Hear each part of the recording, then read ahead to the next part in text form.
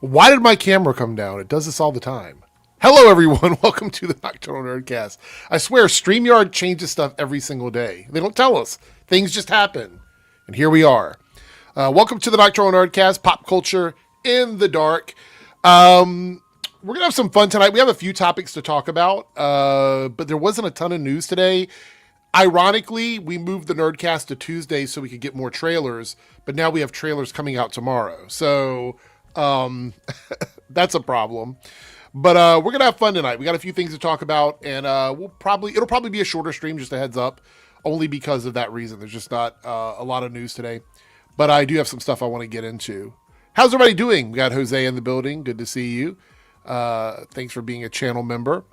Yeah, what's up, Chris? What is up, Reed? Good to see you. Dalton's here. Fetman's here. Jaybird is in the building. Keyblade Master Jeffrey. Taco Bell Golosi is here. Great name. Captain Max and Screwface. They figured out that I moved. Yeah, that's it. They figured out that I moved to Tuesdays. But it's going to be a laid-back night. We're going to have a lot of fun. What's up, Cameron? We do have someone in the green room here tonight to chat with us. And it is Crazy Joe from Crazy Joe Adventures. Hey. What is up, Joe? Not too much. So a funny story, YouTube suggested some stuff for me for my titles to my videos. And there were 3 titles for my video from yesterday about Daredevil. And I don't know how they determine who gets what titles. Like, I'm not sure how that works, what the system is. But you do the A/B testing and you get up to 3 titles. So I put 3 titles up. I made sure the thumbnail didn't have anything too bad in it. And only one of the 3 titles had a spoiler from last week's episode. And Joe, who hadn't seen it yet, got served the spoiler. Out of the 3 titles, he got served the spoiler title. Did you change the title? No. I would highly recommend changing it so other people don't get spoiled. Well, the problem is that once the thing is going, if I stop it, it won't. I can't do the thing again. So, but what I'm going to try and do moving forward is, even if YouTube suggests a spoiler in the title, I might just put an asterisk in it, or I don't know, like dot or dash or something. I don't know. I'll try something next time.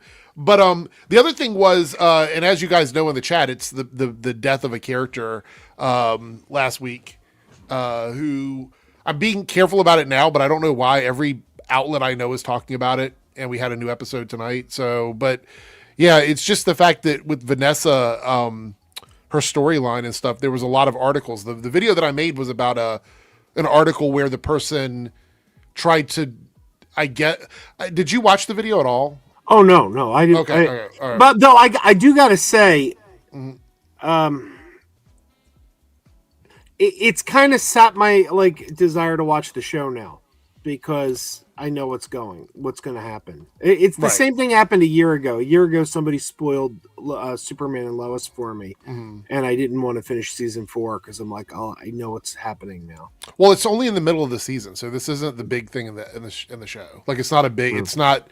We're literally at the halfway point. We still have got 5 episodes left. So I'm assuming there's bigger things happening this season outside of that, because that was something they specifically did in that one episode. But in the article, the person was complaining that, I won't get into too much detail about it, but it was basically complaining that Vanessa was very, very important to the show, but also very one-dimensional. And I disagreed with that. I didn't think Vanessa was a one-dimensional character.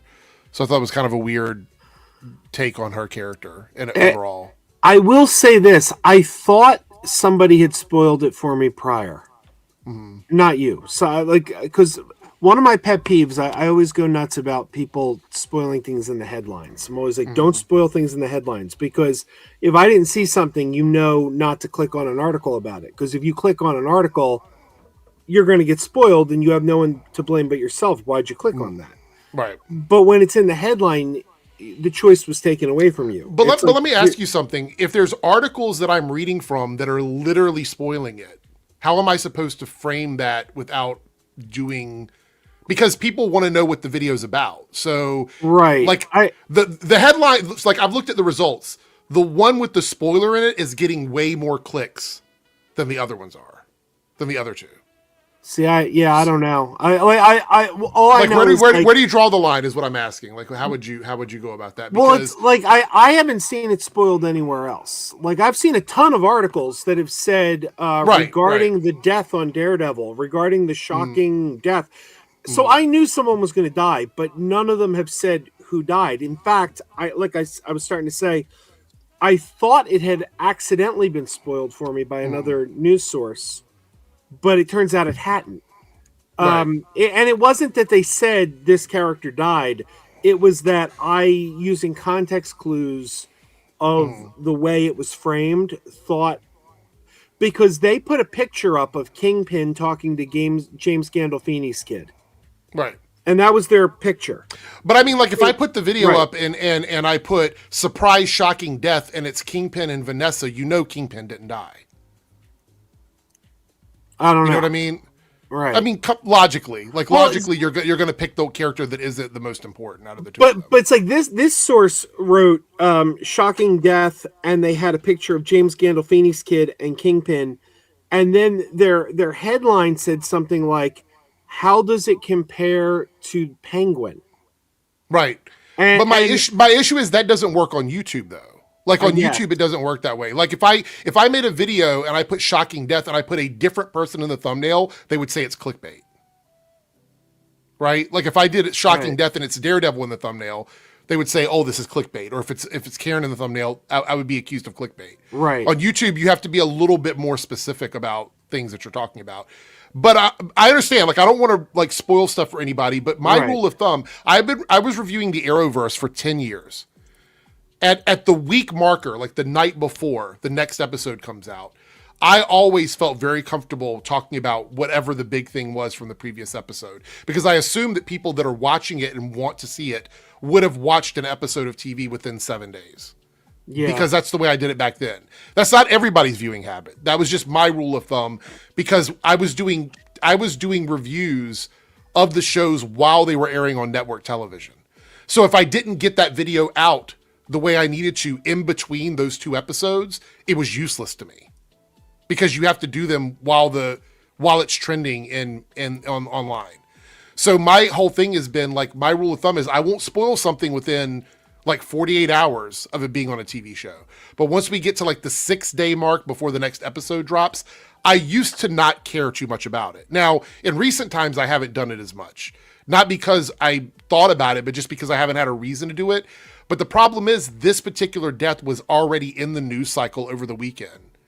But you have to do clickbait. I don't want to do clickbait though. That's the thing. I don't want to clickbait on YouTube. I don't want my channel to be known as a clickbait channel. I like my stuff to, like, I don't want to put titles that are so open-ended that they don't make sense. I don't want to be that kind of a channel. So that's my only issue. Of course, though, I feel bad that you got served the like you had a 1 in 3 shot of seeing that particular title, and for some reason, that's the one that you saw. Now on my other account, I didn't. That was actually, I got that on both of my accounts too, because I have the Crazy Joe Adventures. You know why that is? People are probably clicking on that one more, and that's why it got served to you, because that title is pulling in more clicks, which is unfortunate, you know. And I hate that it happened, because I had assumed that, because I felt like you were catching up faster, so I thought you were pretty close to like catching up with the whole season in terms of the episodes. No, my daughter's got a play, so we're we're on episode 3. We've seen up to episode 3. Okay, so I'm gonna do this. I'm gonna ask this because I want to know before I make more content. With stuff like that might be in the title. So 3 days after, let's see, or never. Okay.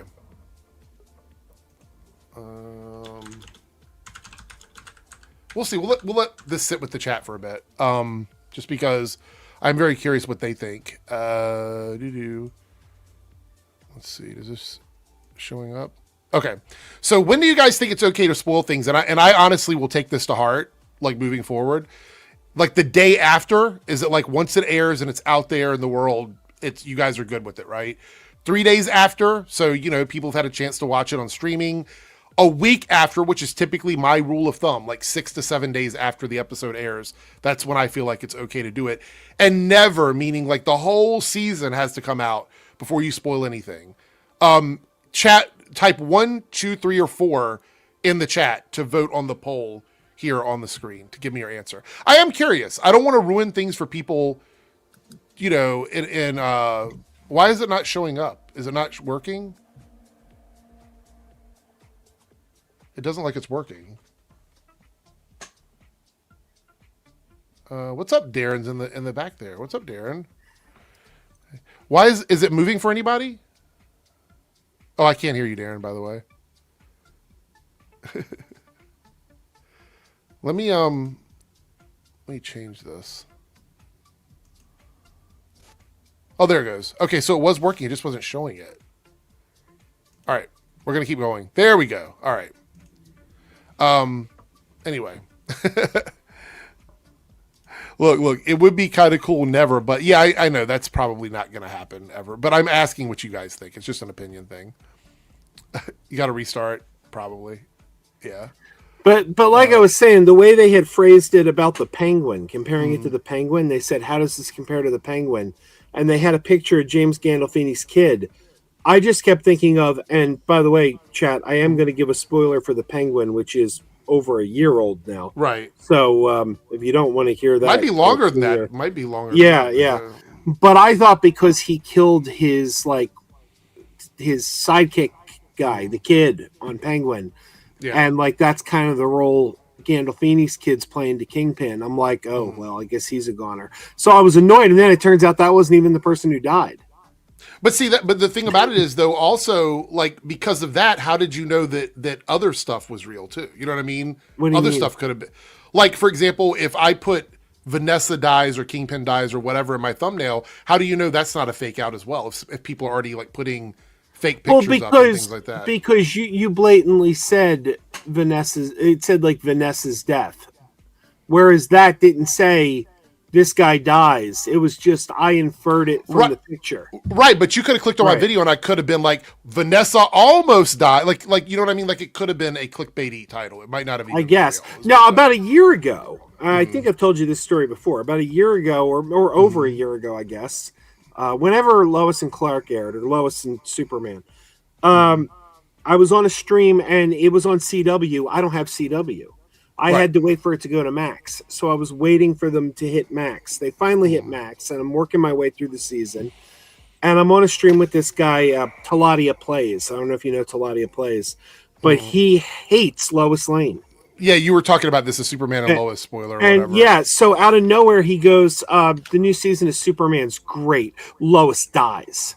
And I had no desire to watch the season after I heard that. But he also misrepresented it, because he also left out that Lois dies, but it's a time jump and it's something that happens in the far future, and Superman also dies. Right.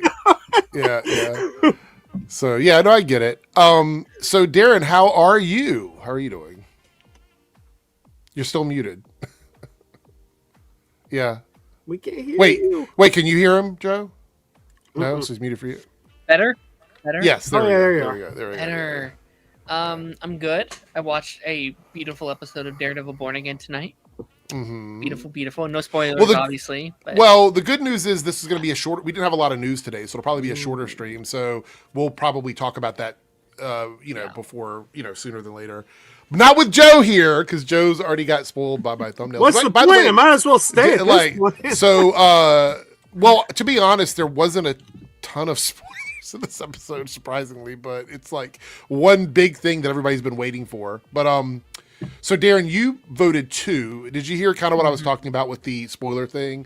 I told Joe I come from the days of the Arrowverse where we would wait about a day or two before we start talking spoilers online, and I guess that's kind of just something that's ingrained in my mind. You know what I mean? From those days, I'd say a couple of days. Although my mentality for people, and people don't like this, but I'm like, you are taking a risk if you are going online after an episode airs. I think if you know there's a thing you don't want spoilers are on, rule of thumb, don't go on Twitter, don't go on See, TikTok. You're going to I be don't spoiled agree for with it. that.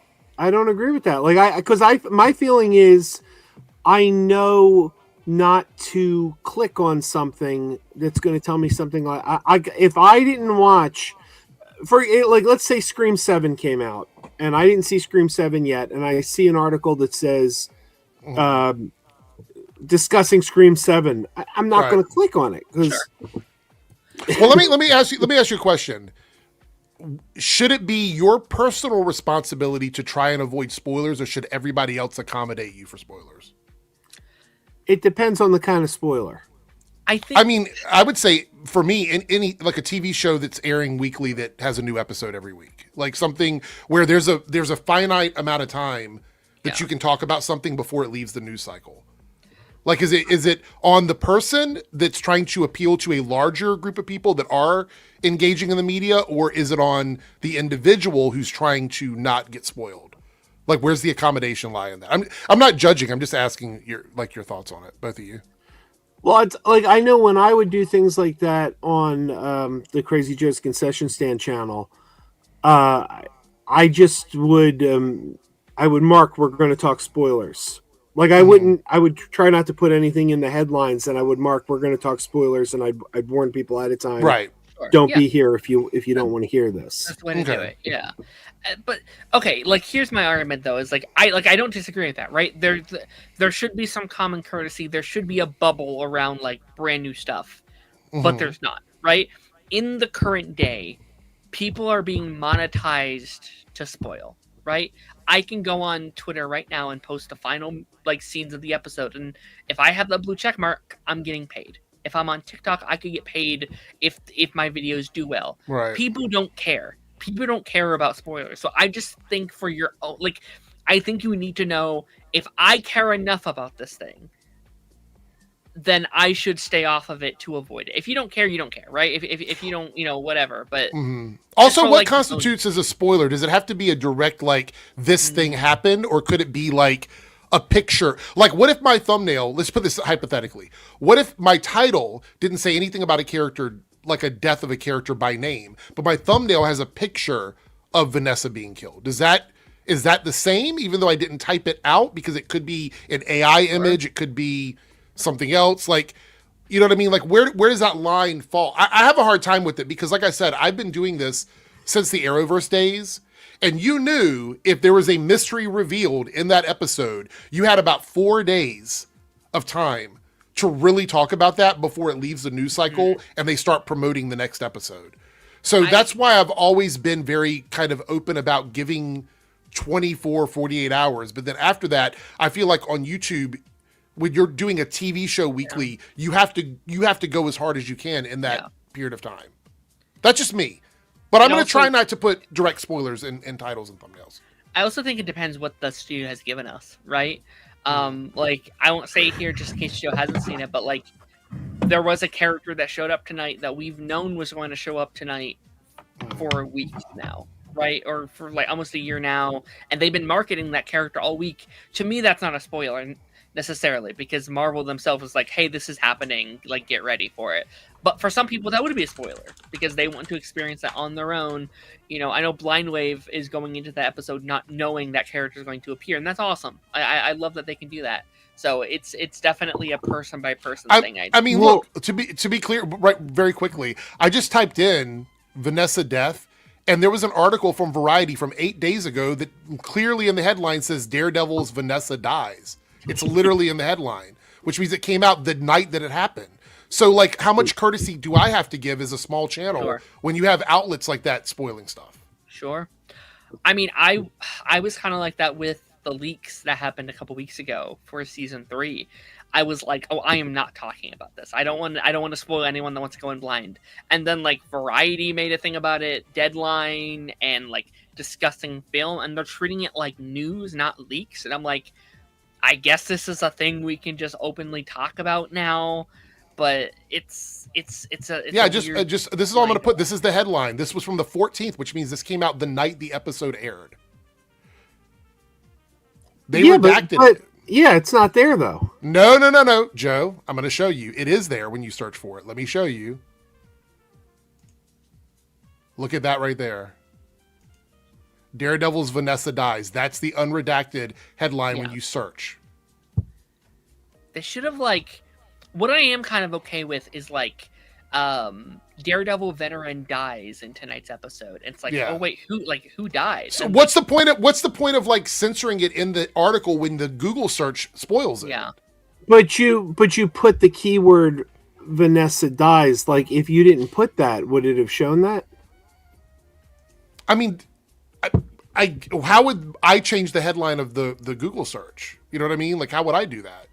When that went out on that night, that was the headline that went out. Because I actually saw that article. I saw that article on social media, but it had the spoiler on there.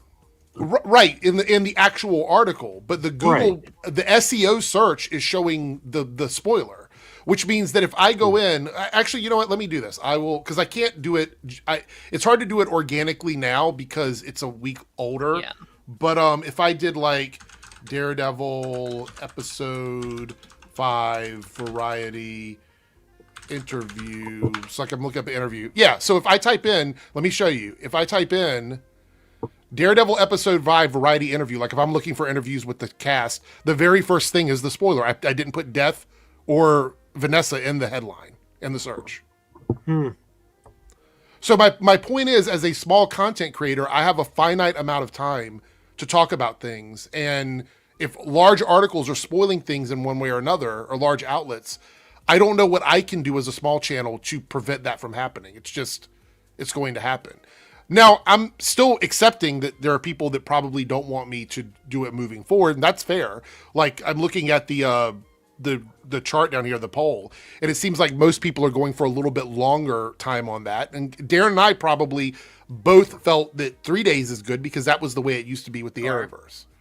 You know, in the era of streaming, you know, I don't know what the etiquette is. And Darren, you bring up a good point that people are getting monetized to spoil things immediately on social media sites.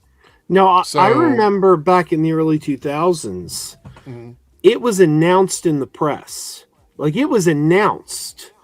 Eliza Dushku's returning for like 2 episodes of Angel and 3 episodes of Buffy this season. Right. And I wrote it on a message board, and someone said that's a spoiler, and they asked the moderator to take it down, and I'm like, how's that a spoiler? That's casting. Yeah. So also, and I think Darren might remember this, and we can move on after this because I feel like we've been talking about it for about 10 minutes now. But my basic like the line that I won't cross is, if it's been in promotional material since the episode aired, it is fair game. Yeah, I agree. So, like, if they put a trailer out for episode 6 of Daredevil and it confirms that a character died, at that point, it's not me that's spoiling it. It's the actual Disney and Marvel that are spoiling it at that point. I have no issue talking about why Punisher is in Spider-Man 4, right? But, like, for some people who don't watch trailers, that could be a spoiler to them. Right. It's like, I can't control their promotional materials. You know, like, what, like, that's... See, I don't think that's a spoiler because that was in every casting that, you know, they've announced that he was going to be there. Now here's the thing. I would say that Wonder Woman showing up in Shazam 2 was a spoiler up until 2 days before the movie when the studio put it out there. That's still on them though. Like they Right. So my feeling is, if Daredevil releases a trailer a day after the episode airs and that trailer is pumped out to a large audience, much larger than the audience that I have, and it shows a spoiler in it, why do I have to now censor that when they have actually spoiled it themselves? Like, why should I have to do that? I don't know. It's just a general idea of how people make content on here. We're going to end the poll. I want to see what people thought, though. So it looks like a week after, which is, by the way, when I made that video. The video went up like literally within like 12 hours of being a week after the episode. The day after is crazy. That's got 23%. I would probably never do a video with any sort of like spoilers on it the day after, but y'all seem like you're okay with it. 3 days after is the smallest one, but that was back during the Arrowverse days, and Never is also in the smaller category. So a week, everybody seems to say like a week after is okay to put spoilers and things. And I don't know. I will try not to do it, but YouTube suggested, hey, maybe you should put this as the title. Okay. All right. Yeah. And then they fed it to the algorithm and Joe got it. So 4 is I great. wish there was a way to thumbs down the algorithm, but not thumbs down the video. Like I don't want to hurt you, but I do want to Right. let YouTube know, yo, don't serve that shit up to me. No, absolutely. Like, I understand. This poll, what is up with the polls tonight? It's still on the screen for me. Is it still there for you guys? I just removed it. Yeah, it's still there. Oh, help me. Yes. No. There's so many things you can't like fix on YouTube though. Like YouTube thinks for some reason There it they're goes. convinced I speak Spanish. I don't speak a word of Spanish. Wait, they what? They're serving you stuff in Spanish? All my ads are in Spanish. Oh, YouTube okay. just shows me like well, not all, but like 90% of the commercials I get are in Yeah. Spanish. I don't speak Spanish. I don't know why they think I do, and there's nowhere to Right. like click on there to tell them, yo, I No. don't speak Spanish. I think you have to go into your actual Google account and Yeah, select set the it. kind of ads you want. Yeah, I think you have to I've do done that, but Well, there's nothing about language That's crazy. preference in there. That's crazy. Okay, so you guys probably know nothing about this. I'm going to talk about this more tomorrow on my solo stream, but I will talk about it a little bit here. So anybody that's watching from the Debunks channel can get a little bit of, I guess, my feedback on this. So there's a content creator named Otterly Noah. I don't know if either of you are familiar with Otterly Noah, who does like debunking videos of channels on YouTube that do like, he does a lot of video game channel debunkings and things like that. A few months ago, there was an allegation that he was plagiarizing other content creators. And he somewhat admitted to doing it in a couple of instances, like copying people's videos, their scripts, and then changing a word here or there, which I don't know. I kind of just talk. I don't really have full scripts of anything, but apparently he writes script. Do you write scripts, Joe or Darren? Do you do like full scripts for No. videos? No, that Oh, wouldn't be me. look who's arrived. Jake has arrived. Boo. But he was, yeah, he was taking people's videos, copying their dialogue, and then changing like one or two words, and then uploading it as his own. That's just plagiarism. Well, yeah, absolutely. And he was also it went further than that. There were instances where he took people's videos and clipped out segments of their videos that they used in their video to use on his video. And I don't know all the details of it, but he admitted to a lot of this. And then he got help from Anthony Grimuglia, who is another content creator on here, who Who's this individual that's being referred to? Otterly Noah is his name. So he got help from him to make sure that because Noah told everyone that he wasn't sure what would constitute as plagiarism. And so someone said, okay, well, I'll help you with it, which was Anthony. And so Anthony was like looking over his scripts to make sure that he wasn't actually doing plagiarism. Now, keep in mind, I've only streamed with Noah one time. It was on a shillcast, and I don't really talk to him. Like, I know him, and publicly we've exchanged comments, but I don't really talk with him or anything like that. So I didn't know much about this until after it happened. But then he did something even worse, and this is a line that I would never cross, and I would hope no one that I associate would ever cross. He false flagged someone and had their video removed on YouTube because he didn't like the video. So he filed a false claim against them. What was the video flagged for? Copyright, I believe. He tried to say that it was his content, but it was like, so for example, Jake, if you were in one of my videos, and you're here as a guest or whatever, and then someone clipped our video in another video to talk about our clip, I'm okay with that. I don't have a problem with that. If people want to talk about what we're talking about, I'm good with that, right?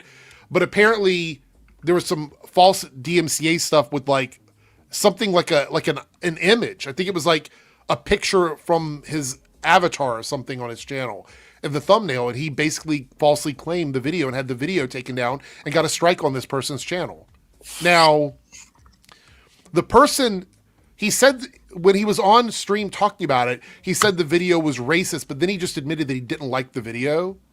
And so he did the false claim and had the videos taken down. Now, for me, this is a big problem. This is the same thing the Quartering has been doing, false claiming people's accounts to get them taken down. I don't want to have someone do that to me, so I would never do that to someone else. Like, I think that's wrong, right? To false DMCA. We already deal with bullshit from YouTube and false copyright claims. The last thing I need is somebody else on this platform making content like what we're doing and then false claiming videos to get my channel in trouble. I mean, if there's a creator you don't like for one reason or another, like, and instead of going out of your way to try and bury them, just do your own thing and stick to what you do, because more often than not, they will often bury themselves without you having to do much. Well, the thing is that by doing so, the problem with what Noah did outside of the fact that it's ethically fucked is that now you have opened the door for them to false claim other people's videos. So every video that he ever made where he's talking about somebody else, now they can just claim it and say, well, you did it to us, so we're going to do it to you. You know what I mean? Like, you open the door for that kind of abuse of the DMCA system. Yeah, so that's a problem. He essentially opened Pandora's box with that one. But secondly, everyone he's associated with now is also going to be under scrutiny because of this. So it's a really bad situation. And I know that he's taking time away from YouTube. He said he was taking a break from YouTube or whatever.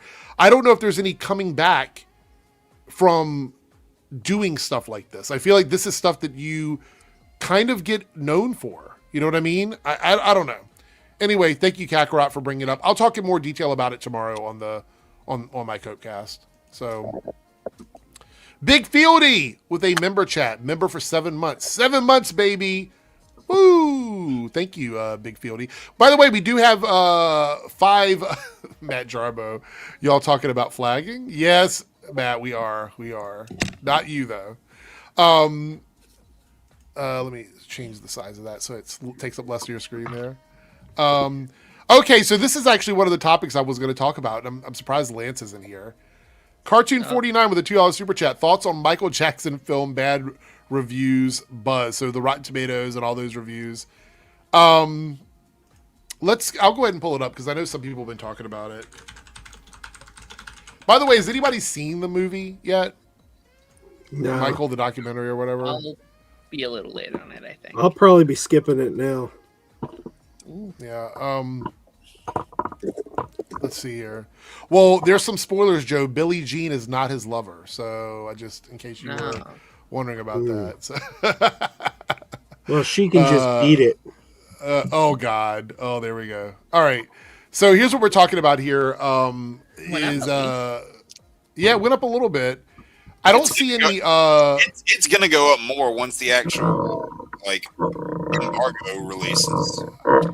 I don't know. 93. That is quite a lot. 93 reviews at 32% it's going to be tough to come back from that. I think. We were even talking about this on Lance's channel earlier. A lot of them are mad because the movie, quote unquote, doesn't go over things that they legally can't, and any of the stuff in that field that they would, quote unquote, go into, would be saved for a future installment, which is in talks, has been in talks for a while now. So you're already kind of been told that's there. You don't say, "Oh, we're disappointed that they weren't able to do this."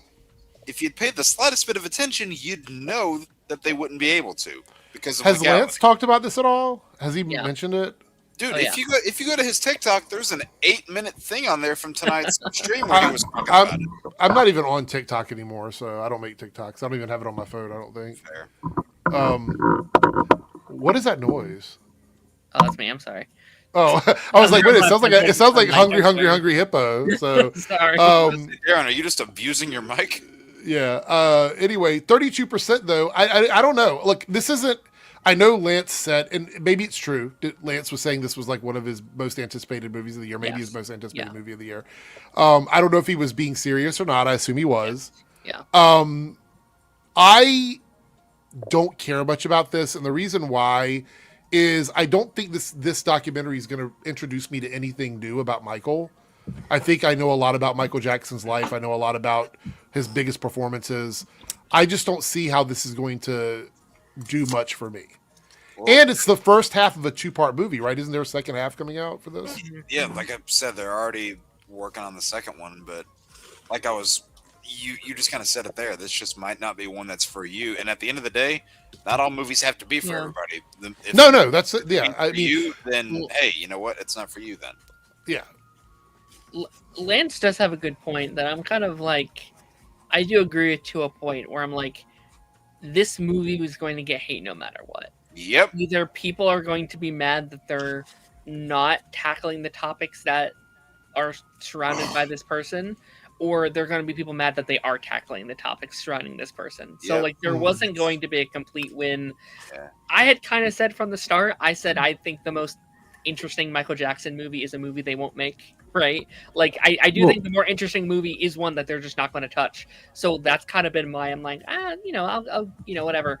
I think I'm going to treat it like a concert, and it's kind of like how they are handling it too. Like go in, listen to the music, have fun, vibe with it a little bit. Maybe lower your expectations. Maybe don't expect like peak cinema with it, and right. See how it goes. But 32 is it is low. But I'm curious about the audience, because I think we're going to see big gap between the critics and the audience, because I think we'll probably be looking at like a good 80-90. That's where the skyrocketing is going to happen. It's going to be with the audience. That's what I was getting at earlier when I said once the review embargo drops and like actual audience reactions come out, you're going to see the numbers climb. I guarantee it. I agree. Because because I mean, a buddy of ours, he was saying that when he went and saw The Mummy, the trailer for Michael came out, people were standing and clapping when the trailer showed. So people are going to go see this movie for sure.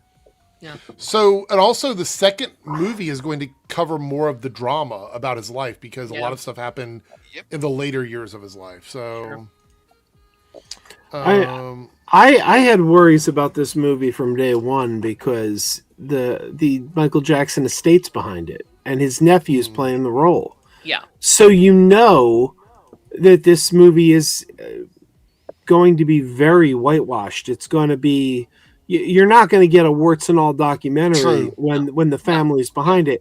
So I was already like, look, number one, I'm not a huge Michael Jackson fan. You know, his music, I can respect him, but he never was my thing. I'm more into punk rock and stuff.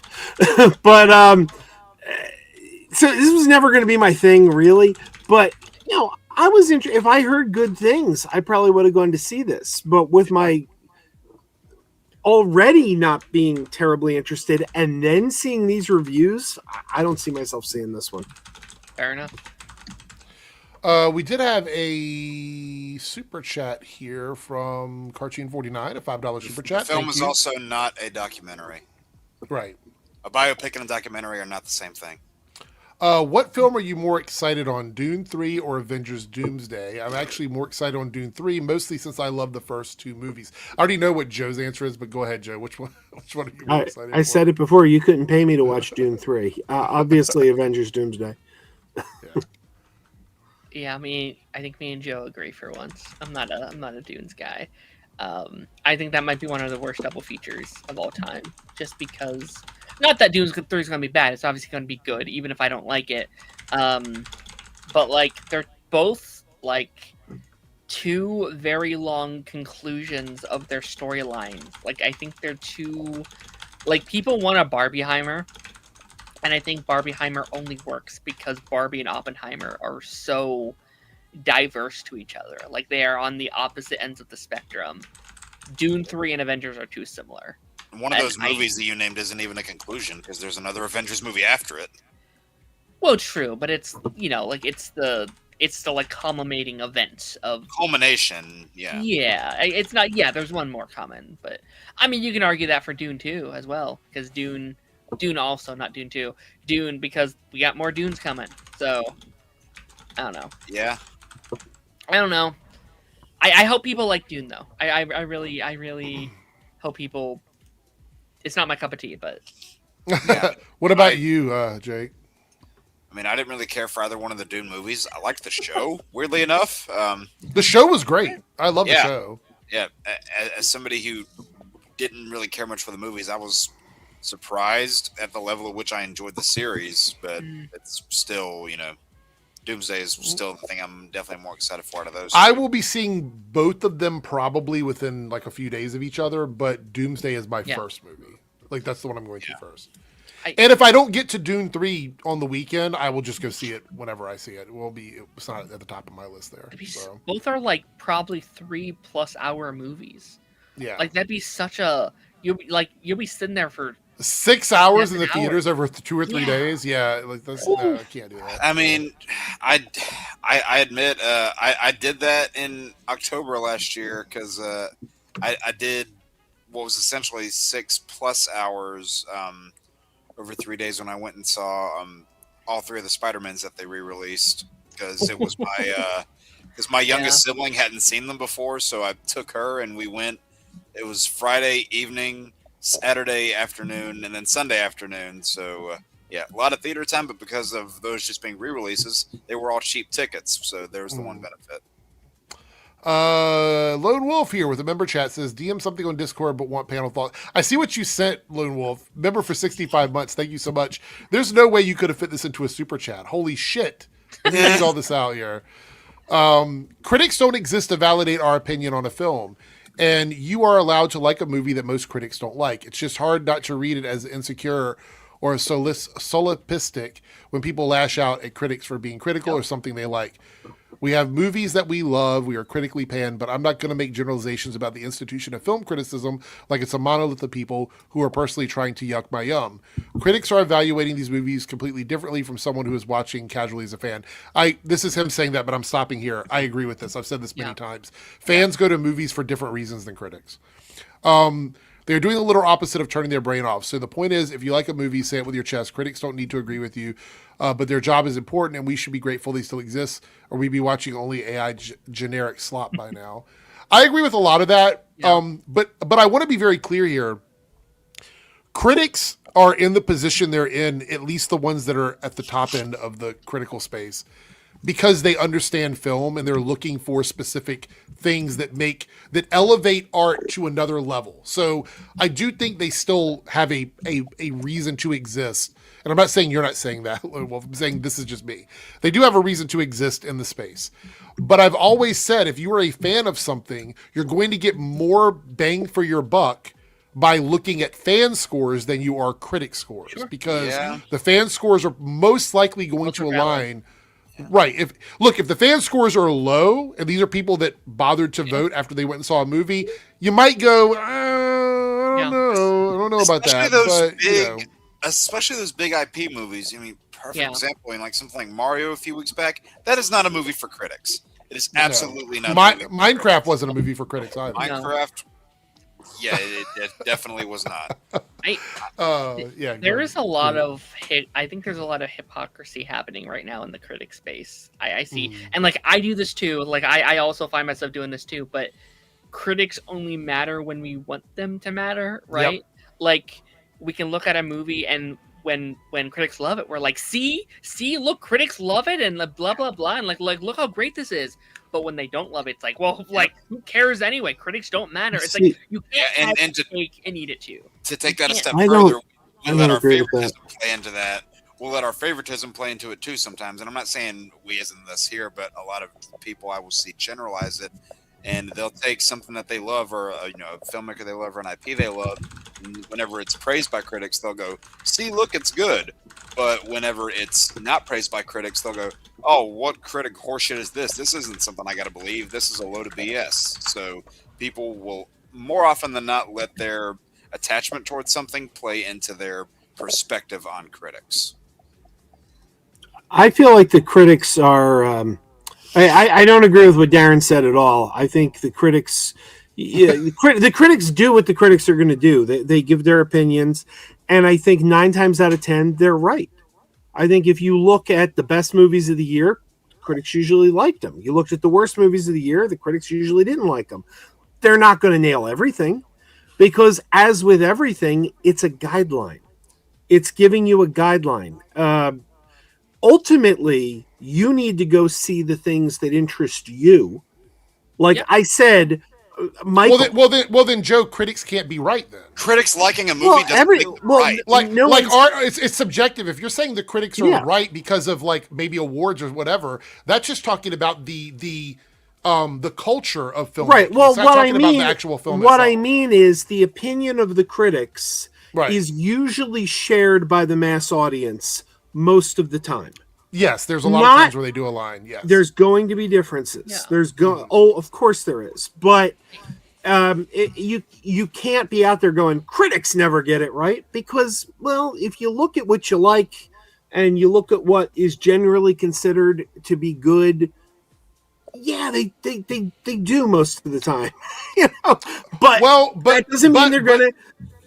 Yeah, but I would also say that's not necessarily. That doesn't mean the critics have some sort of like advantage over the casual audience in terms of like their viewing experience, right? I think critics go into a movie and they're looking for specific things while they're there. And it actually varies between critics. Some critics go in looking for one thing, some go in for another. What if you've got a critic that doesn't like horror movies, but they review movies for a living and they have to review a horror movie? They're not necessarily going to, regardless of how unbiased they are, they're not going to give those movies a fair shake. Yeah, no, and Jake's right. Roger Ebert notoriously hated horror films. And I will sometimes see some very disingenuous criticism where they're not criticizing the movie. They're criticizing something else. Like one I always give is Christy Lemire from the Associated Press. When You've talked about this before. when she reviewed Green Lantern, she kept talking about how idiotic his powers are. This is so stupid. He has a ring and I said, well, there's no Green Lantern movie that could have possibly been made. There's not a Green Lantern movie that anyone could have made that you would have liked, because fundamentally your issue was with the character, not with the film. Right. Not that Green Lantern was a great film, but that's kind of my point there, is though it's that she wasn't criticizing the film. Right. She was criticized. So people, I don't think it's necessarily bad faith, because she's not going in hating the movie just to hate the movie. It's not that sense, but like there's a source material and you're pulling from the source material, and what she was looking for wasn't what the source material was. Like a ring with magical powers is the story. That is the Green Lantern story, right? That's what that is at its foundation. So you, like you're saying, you can't please someone who doesn't like the foundation of the story, because once that foundation is gone, it's not the same movie anymore. Exactly. So I get that. Anyway, let's continue on here. Now, Darren, you did share something. We're going to talk about that next. I didn't see that. That's pretty interesting. Naruto here, a member for 49 months, says, Eric, anything you want to see in Invincible's finale tomorrow? Without spoilers, I'm going to say more Battle Beast. I'll just take more Battle Beast. That's it. Just give me more of him. That's all I want. I'm very easy to please when it comes to that. Invincible, by the way, Invincible's art has been so much better this season than it's been in the past. So good, so fun, inconsistent at times, but still much better than it has been. And I'm enjoying a lot of it. I know Jake's not watching it. I know Joe doesn't watch Invincible, but Darren, you're watching it, right? Yeah, I will say I think like that's kind of what's.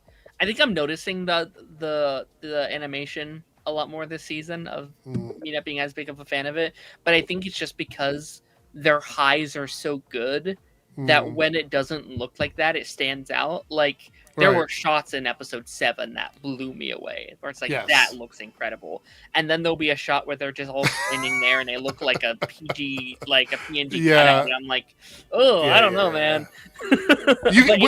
When they cut corners on Invincible, they cut corners for sure, 100%. We have a super chat here from Anarin, $2 super chat.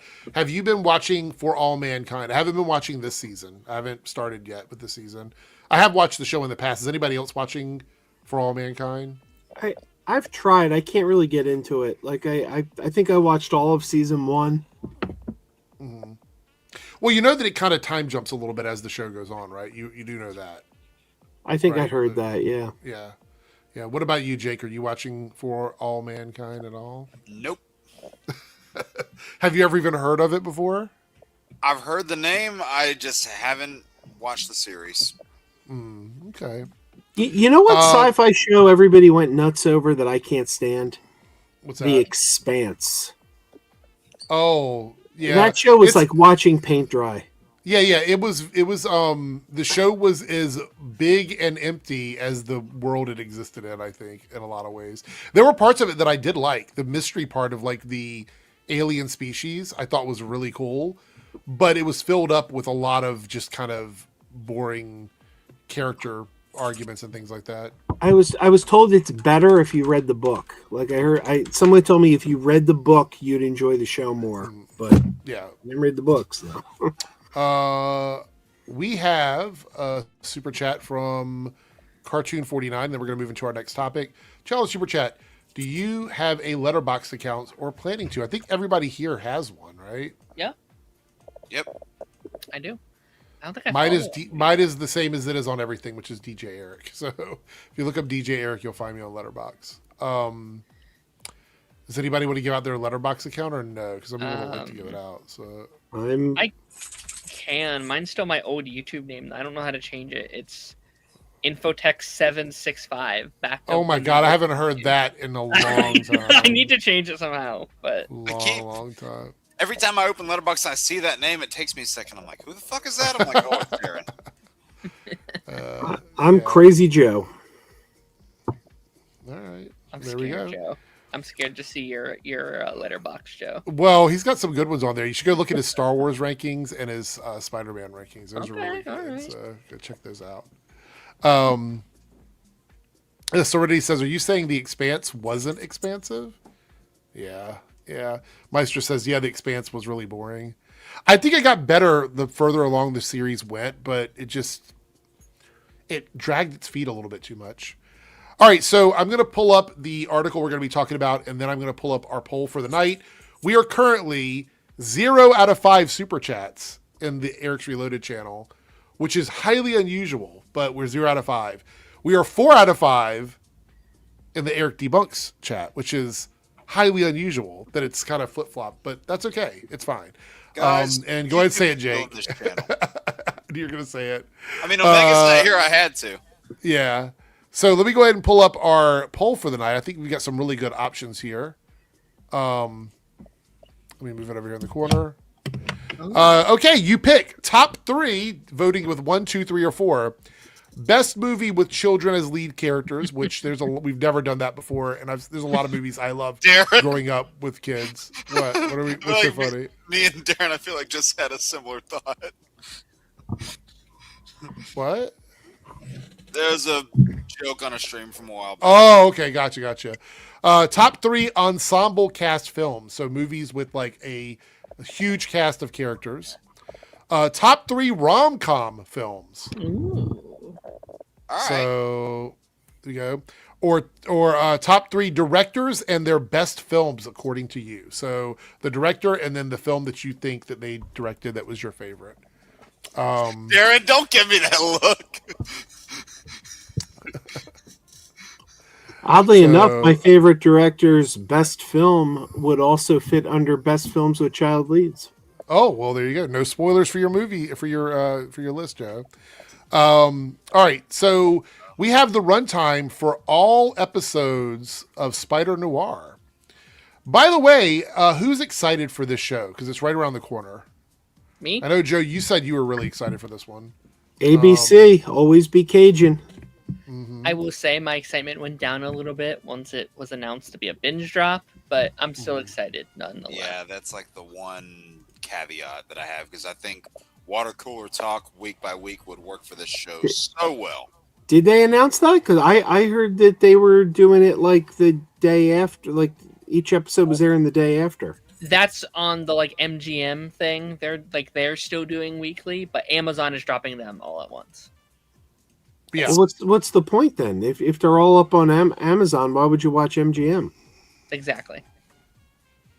Yeah, we had a conversation about this, and it was very confusing the first time we were talking about it because, Joe, you had brought up that it was supposed to be on MGM, and all the news that I said it was going to drop on Amazon. So I'm like, how are we going to see this? And I guess they just capitulated to the public and was like, we're just going to put it all on Amazon. So the only thing I have to watch on MGM right now is that Robin Hood show.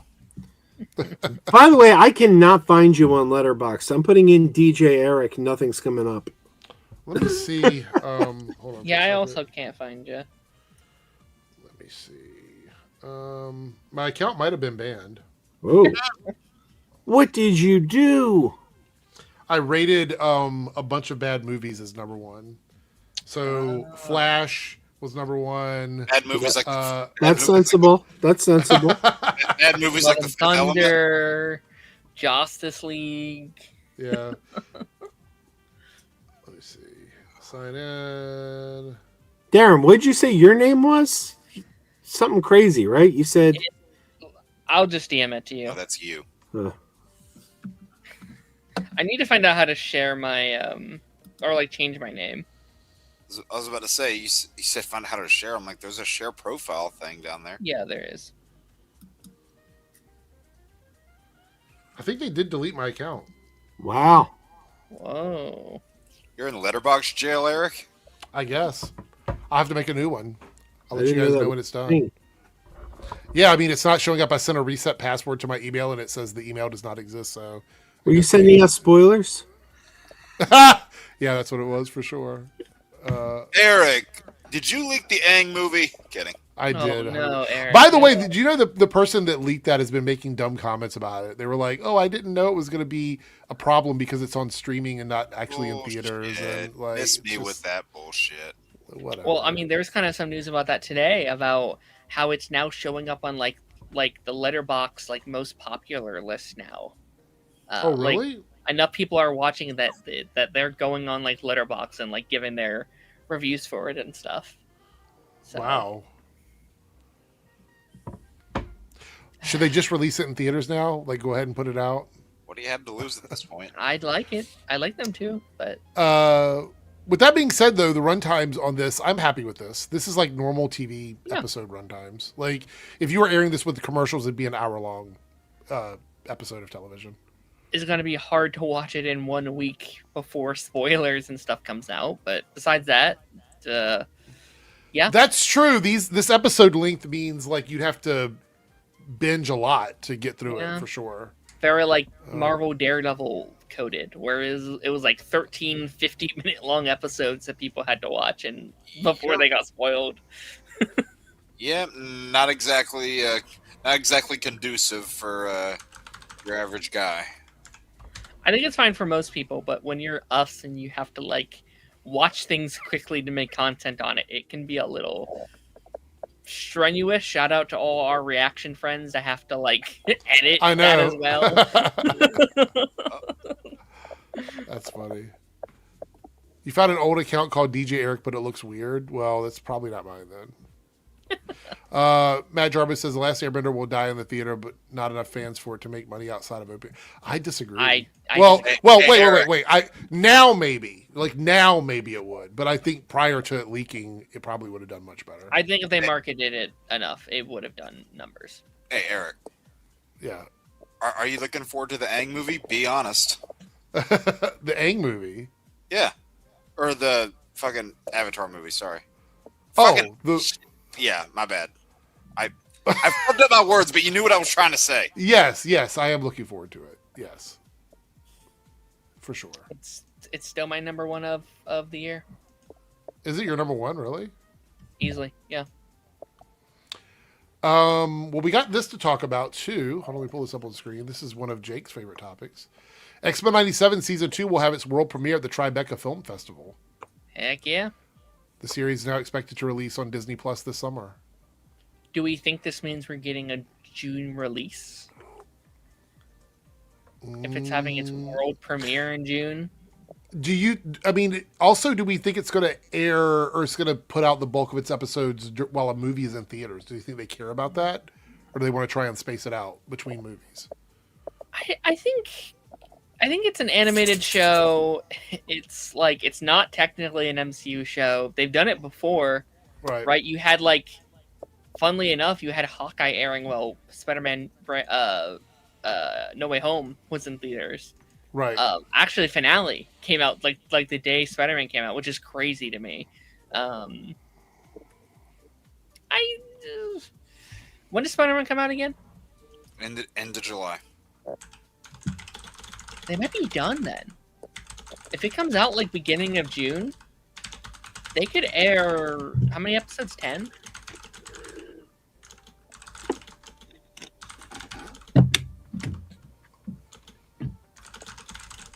10 episodes. They could have their season either done or mostly done before Spider-Man.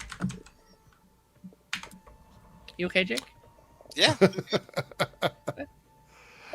Speaking of this, I want to talk a little bit about some news about Deadpool, honestly. Ryan Reynolds says Deadpool will be a supporting character moving forward. And I've got stuff written for his return. I don't think I'm ever going to center him again. So we're talking like no more Deadpool movies. This is what he said in the article. I have some stuff kind of written, but I don't think I'm ever going to center him again. Revealing Deadpool's life as a big screen main character might be over as far as Reynolds' iteration of the character is concerned. He's a supporting character. He is a guy who is great in a group. You know what they could honestly do? Just make a series of those like I Am Groot style shorts, but just make it with Deadpool because I think he would work great in that format. I mean, I read this and I thought, Deadpool wasn't really by himself in any of his movies. No, I mean, the first one. I mean, he was the main character, but he still had like a good supporting cast around him. Yeah. Yeah.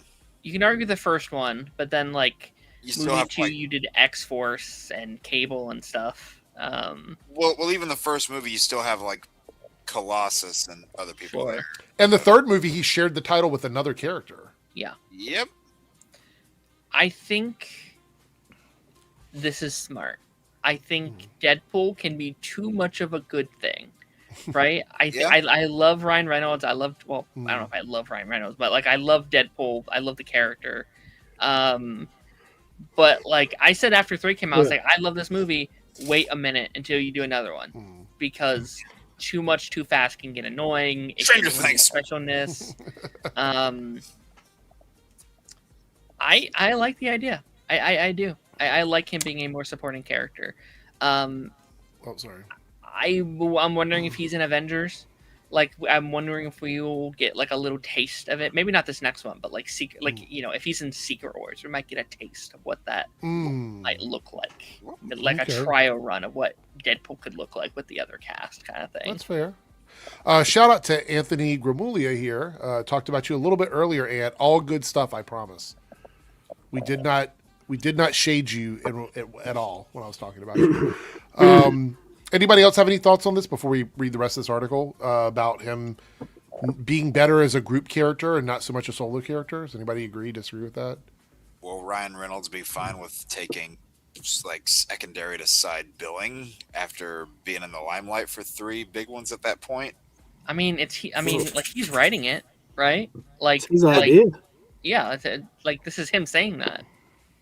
Yeah. By the way, I mean, his movies, like the last one was a massive success financially. Yeah. Yeah. I think it would be leaving money on the table to not look. I don't think you should exploit stuff to the point where it waters it down and it's not good anymore. I think that's bad. But I don't see Deadpool as being a character that's exploitable right now. I think that you could do another Deadpool story. He's a character that you could make tons of stories about Deadpool. Yeah. No, you definitely could. So, Ant says Deadpool is a side character to Cyclops. I wonder if he wants Hugh Jackman again.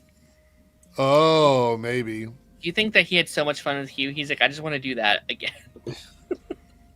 It says here if he becomes The two of them with their own hijinks, that could have been a whole trilogy of films in itself. Yeah. He says it becomes either we're at the end. Deadpool works so well appearing with the X-Men and Avengers, but he always needs to stay an outsider. But his ultimate dream is to be accepted and appreciated. But he can't be accepted. His coping mechanism of deflecting shame through humor works only when he's used to pave over his many inadequacies. And if he does become an Avenger or an X-Man, we're at the end of his journey. Okay. So I guess that goes into my thing of like, will he be in? Right. Yeah. He goes on to say Reynolds also explained at the time that he was leaning towards not making another standalone Deadpool movie because centering Deadpool works best if you take everything away from him and put his back against the wall. That's true. Yeah. That is true. It's kind of what the first movie is. I can't really do that again. A fourth time feels like a little iterative. I can't remember that word. Iterative and redundant. That doesn't mean sacrificing fun, but there's still an arc for Deadpool, which is fulfilling and powerful. So I think what he's saying here is that he wants Deadpool to get what he has desired for so long, which is a family of people to be a part of, which is the whole story with the X-Force. Like, if you think about it, every movie he's just wanted to be a part of a group. That's what he's always wanted.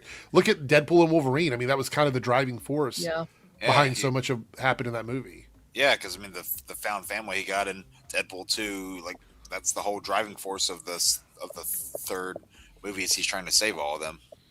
I really appreciate that he loves the character more than he loves being the lead and like having the spotlight of it all. Like we've seen in these comic book movies, people's fame getting ahead of the quality of the characters. Cough, cough, Dwayne Johnson. Cough, cough. So I really respect this point of view. I really, really do, and I think some cool stories can come of a character being like, listen, I'm still doing this role. I'll play this as long as you want me to, but I'm just gonna be back here. and do we have a character we would like to see paired up with him? Like, is there Deadpool? Yeah, like, that would be kind of fucking cool. Like legitimately. it would be cool. But yeah, Spider-Man. Ooh, that's a good one. Yeah. Andrews though, I'd love Andrew Spider-Man with him. Why? Because Ryan Reynolds kissed Andrew Garfield at that one Oscars thing. I think they'd have a lot of chemistry. Jose says Deadpool and Wolverine. I think you can go watch that right now, Jose. It's available online. Yeah. I think Deadpool would be fun with like the Hulk. I think a Deadpool Hulk movie would be hilarious. Deadpool versus Hulk would make money. Yeah. It'd make a lot of money. Yeah. I don't think they can legally do that, but I mean, shoot. What about Deadpool versus like? I'm not necessarily versus, but if they paired him up with Captain America or something later on?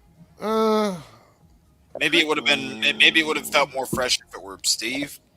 Maybe, I don't know. I feel like Deadpool needs a character that's going to allow him to be ridiculous. I think Captain America would stifle that a little bit. I mean, you could say the same thing about Wolverine too, being the old cranky jerk. Yeah, but what I think was funny about that was just how cranky Wolverine was. Like Captain America was more of a Boy Scout. I think there's a difference. Like the cranky old man not vibing with the social butterfly that's Deadpool is funny because of the fact that he is a cranky old man. Like Steve's not a cranky. Well, I mean, I guess there is old Steve, so I guess you could say that. But Steve is kind of a Boy Scout. I think Steve works well with Tony, but Tony isn't quite Deadpool. If that makes any sense. I mean, realistically, what you could have done was just make like Deadpool 2 could have realistically just been a Cable and Deadpool movie. And, you would have that same sort of dynamic between the two of them. Deadpool Punisher would be great. Yeah. It would be great.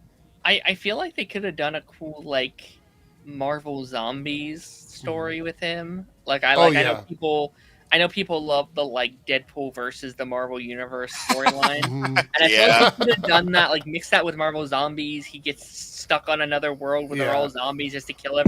That's a fun movie pitch. That is one of the most creative Marvel Elseworld stories that I've ever read. Yeah, for sure. Okay, so we got one more X-Men thingy to talk about. And then we can never talk enough about that. Chats and look at some other stuff here. This is from comic book. Buddy. Huh? We can't hear you, bud. Okay, I was making sure it wasn't just me because I couldn't hear him for a minute either. Oh, now he's completely frozen. He's giving you the stare. Well, staring into your soul. My show now, guys. Uh-oh. I had to stop my camera. Hold on. Be right back. Let me see. Let me name all these characters here. We got Birdman. I don't see Michael Keaton on there. The photo's gone. I can't play the bit. What were you gonna say? Birdman, Frozone, and Blue and Yellow Man? I think that was Icicle Jr., Glasses Guy. Who the hell's Icicle Senior then? That was really weird. Everything in StreamYard froze up for me. Dear. Yeah. You were cutting in and out. We can barely hear you. That's weird because now I'm back and everything's normal. Okay. Let's try this again. So, apparently, they're going to be launching the X-Men in the MCU with the classic lineup, which is Cyclops, Marvel Girl, Angel, Iceman, and Beast. So no Wolverine, no Deadpool, no Colossus, no Nightcrawler, none of those characters. The classic 5. What are our thoughts on this? Well, 6, I guess, with Xavier. Yeah. Um, I'm going to say Yeah. something very controversial, and that is the original X-Men comic books, the ones that this team came from, got canceled. They were canceled. It had to come Yeah. back later after they relaunched the X-Men. And then these 5 characters got much more Yeah. popular when they were X Factor. It's So, true. I play with it a little bit. I don't think you have to stay like on the royal path about this. Like, I think you could probably swap up Iceman if you want. Add in Rogue, maybe. I think Rogue is one I feel like you maybe want there. I mean, I say yes, add in Rogue, but I'd say if you're going to swap any of these 5, Angel would be who I'd swap. Yeah. All right, let me swap out Angel and Iceman and replace it with Rogue and Nightcrawler. And then I love this lineup. Like, Cyclops, Jean, Beast, Rogue, and Nightcrawler, I think is a great starter 5. A great starting 5. And That then is- I think... Oh, sorry, go ahead, Jake. No, so sorry, so good. I was just going to say, like, I think... And then I think Wolverine works for a banger sequel aesthetic, right? Like, you can have your sequel be, like, the, like, new guy in town making this team feeling, like, inadequate. You know what I mean? Like, make it feel like that big sequel, like, holy shit, he's here, blah, blah, blah. Maybe give him his own movie first. Or TV show. Yep, you did pitch that, Darren. So, I sure did. MCU Facts here says Jake Schreier said he's reading Chris Claremont's comic. Those books never had the original 5. I agree, but then there's been mixed messaging in terms of like what he considers to be the OG X-Men. Yeah. That's the mixed messaging. Because if he says OG X-Men, that is not the all new, all different. Correct. Uncanny that came out in 1975. It's not that group. This is the OG X-Men. This is the original Yes. lineup. These are the guys that came out in 62. We should also, like, I think it's also important to keep in mind, the MCU has never adapted comic books. They take inspiration, they look at the covers and see what they want. This is the same guy who did Thunderbolts. Yep. Right. I love the Thunderbolts, but, like, it wasn't a Thunderbolts movie. It was, like, the Thunderbolts aesthetic. It was, you know, it was the name and certain characters only. And I'd imagine they were probably doing something similar. Like, if this is the lineup, I doubt they're taking storylines directly from those original runs. It's probably just like these characters, this lineup, this aesthetic, if anything. Well, But I'm going to talk more about that in a second, but Joe has to go, so we're going to let Joe head out. So, Joe, thank you for stopping in. You're dozing. I can tell you were getting tired, so go check out Crazy Joe Adventures. Yeah, I'm having a crash over here. Okay, well, go crash out, and we'll see you next time, Joe.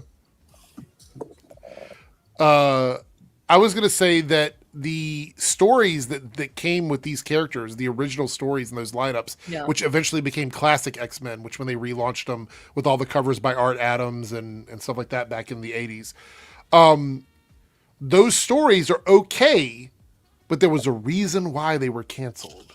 Yeah. So Some of them are good and some of them are not great. when Darren brought up the whole Thunderbolts comparison, like as somebody who was reading Thunderbolts comics, you know, as soon as we got like a general premise of what, you know, the movie was going to be and specifically what the roster was going to look like, I kind of already anticipated going into the movie. I'm like, all right, this is probably going to be Thunderbolts in concept only. You know, have a few of these characters been Thunderbolts before? Yes. Is this a traditional Thunderbolts movie? No. But for the kind of movie that they were going for, I'd say it was almost better for it that it wasn't so traditional. Now, would I have wanted to see some of those traditional Thunderbolts members, especially, you know, like ones we have in the MCU right now, like Bullseye, Swordsman, Matt Gargan? Would I have wanted to see some of them there? Maybe, eventually. Probably not some of them, but Yeah. But like, would I have liked to see that? Yeah, but he did something different. But at the end of the day, like I still got Thunderbolts feelings from that movie, and I feel like it'll be the same thing with X-Men, which is a way more known name than Thunderbolts. I mean, think like what did X-Men '97 do? Like it told beats of stories that you had known, wasn't going like page for page out of things that happen. It still told kind of its own story, but at the end of the day, it felt like the X-Men, and I imagine this will be that same sort of thing. And I think that's also a good point. Is like, if I was trying to make the most money, I would also just do the like '97 lineup. I would like just do that minus Wolverine, and then maybe minus another one just to make it feel a little original. And I would not be shocked if it's that at all. If it is like Cyclops, Jean, Beast, Rogue, maybe Jubilee, Maybe Gambit's not there yet, but yeah, Gambit feels like a sequel character. Gambit feels like a down the line. Again, like sub him in for like a Nightcrawler or something. Or well, he and Rogue like debuted. I didn't see this one from. He and Rogue debuted in comics around the same time, so maybe you introduce them together. Could you imagine Deadpool versus Moon Knight? I didn't see that, Anthony. Oh, I know Darren would love that. I mean, wasn't there Moon Knight news this week? Did you see that, Eric? No, I didn't see that one. Was it real? Is it real news?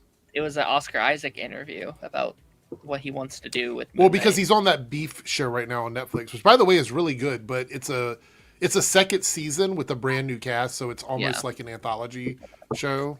So I'll find the quote. Okay. All right. We have a super chat here. We're 1 out of 5 now. In the Reloaded channel. Did you see the Metro 2039 game trailer? I saw a gameplay trailer. Is that the one you're talking about? The gameplay South Texas Shark? We could definitely watch that here for sure.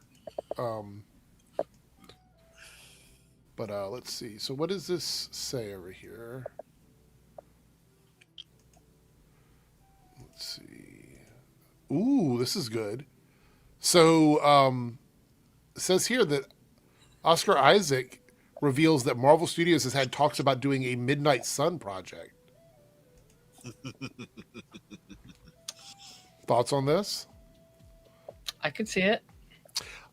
I would love it. I love the more like supernatural corner of Marvel. So we know that Doctor Strange is one of my favorite characters, if not my favorite character in the MCU. Yeah. So one of mine too. I would definitely love it. If we're talking like specific MCU adaptations, Strange is my number 2. I would not be shocked if they were like, okay, I mean, that's a character people like, but we don't want to do another show. Werewolf by Night's getting that sequel. Throw them in there. I know they've been struggling with that Blade project. It would not be the first time Marvel introduced a character in a group project first. If they were like, you know what, fuck it, we can't get this right. Let's just do this first. And would then you want Wiccan in it, like Wiccan in the Midnight Suns, or no? I'd rather him in Young Avengers. You know what else they could do onto that? They could really pull something deep within the confines of the toy chest. Bring back Robbie Reyes as Ghost Rider. Ooh, Ghost Rider. Yeah, I would be down for that 100%. Will they do that? Probably not, because it's a good idea, and they don't do those apparently. You could have a Doctor Strange element in the movie, like maybe not him directly, but you can have that like side of the MCU at play. Maybe like a Wong cameo or something. Yeah. I've already said what I would love to see them do with Strange and the more supernatural side of things. I've said what I would like to see down there on numerous occasions. Will that happen? Probably not. But also, you guys, it looks like right now the one that's winning on the list is Ensemble Cast Films. Oh, it's tied. And, Tied right now. oh, it is. It is. You're right. It is tied with directors and best films. So if we hit look right now as it stands, if we hit that goal, we have to do a tie if it stays tied. So it's a 2-for-1. That just adds more topics to a game night. It does. Which, by the way, we'll be doing another one of those in like a week and a half. I think I'm going to do another Monday night, like not this upcoming Monday, but the Monday after. I'm guessing there isn't anything tonight, right? Tony, yes, because bring we're back doing Nico. Daredevil. What? Yes, So- Tony, bring back Nico. That'd be so No, sick. yeah, Nico. I also forgot about Nico. I'm not. No, we're not doing game nights on Tuesdays because we talk about Daredevil at the end, or at least I Yeah. talk about Daredevil at the end. Whoever sticks around. Well, This is the trailer for Metro 2039, and this was South Texas Shark tip for this. So let's see what this trailer is.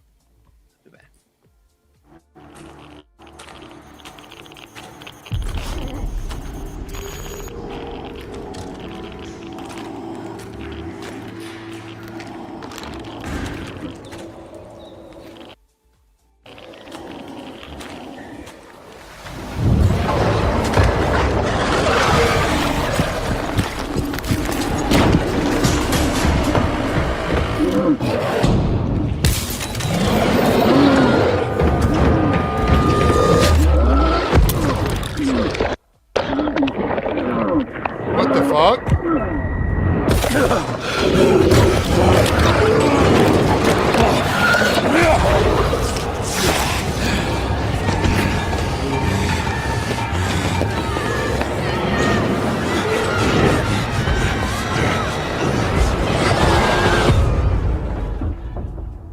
Wow.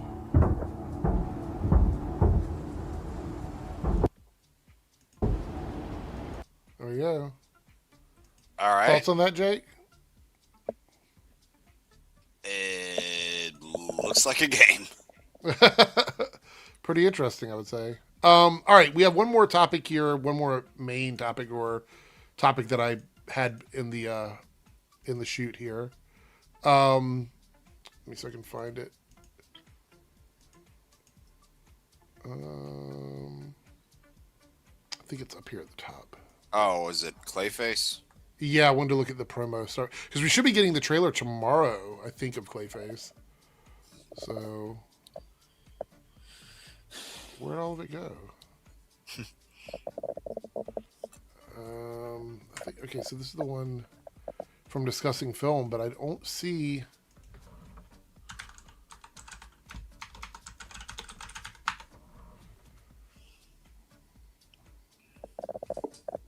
All right. So yeah, we got this one here. We'll look at this one. So this is one of the promos.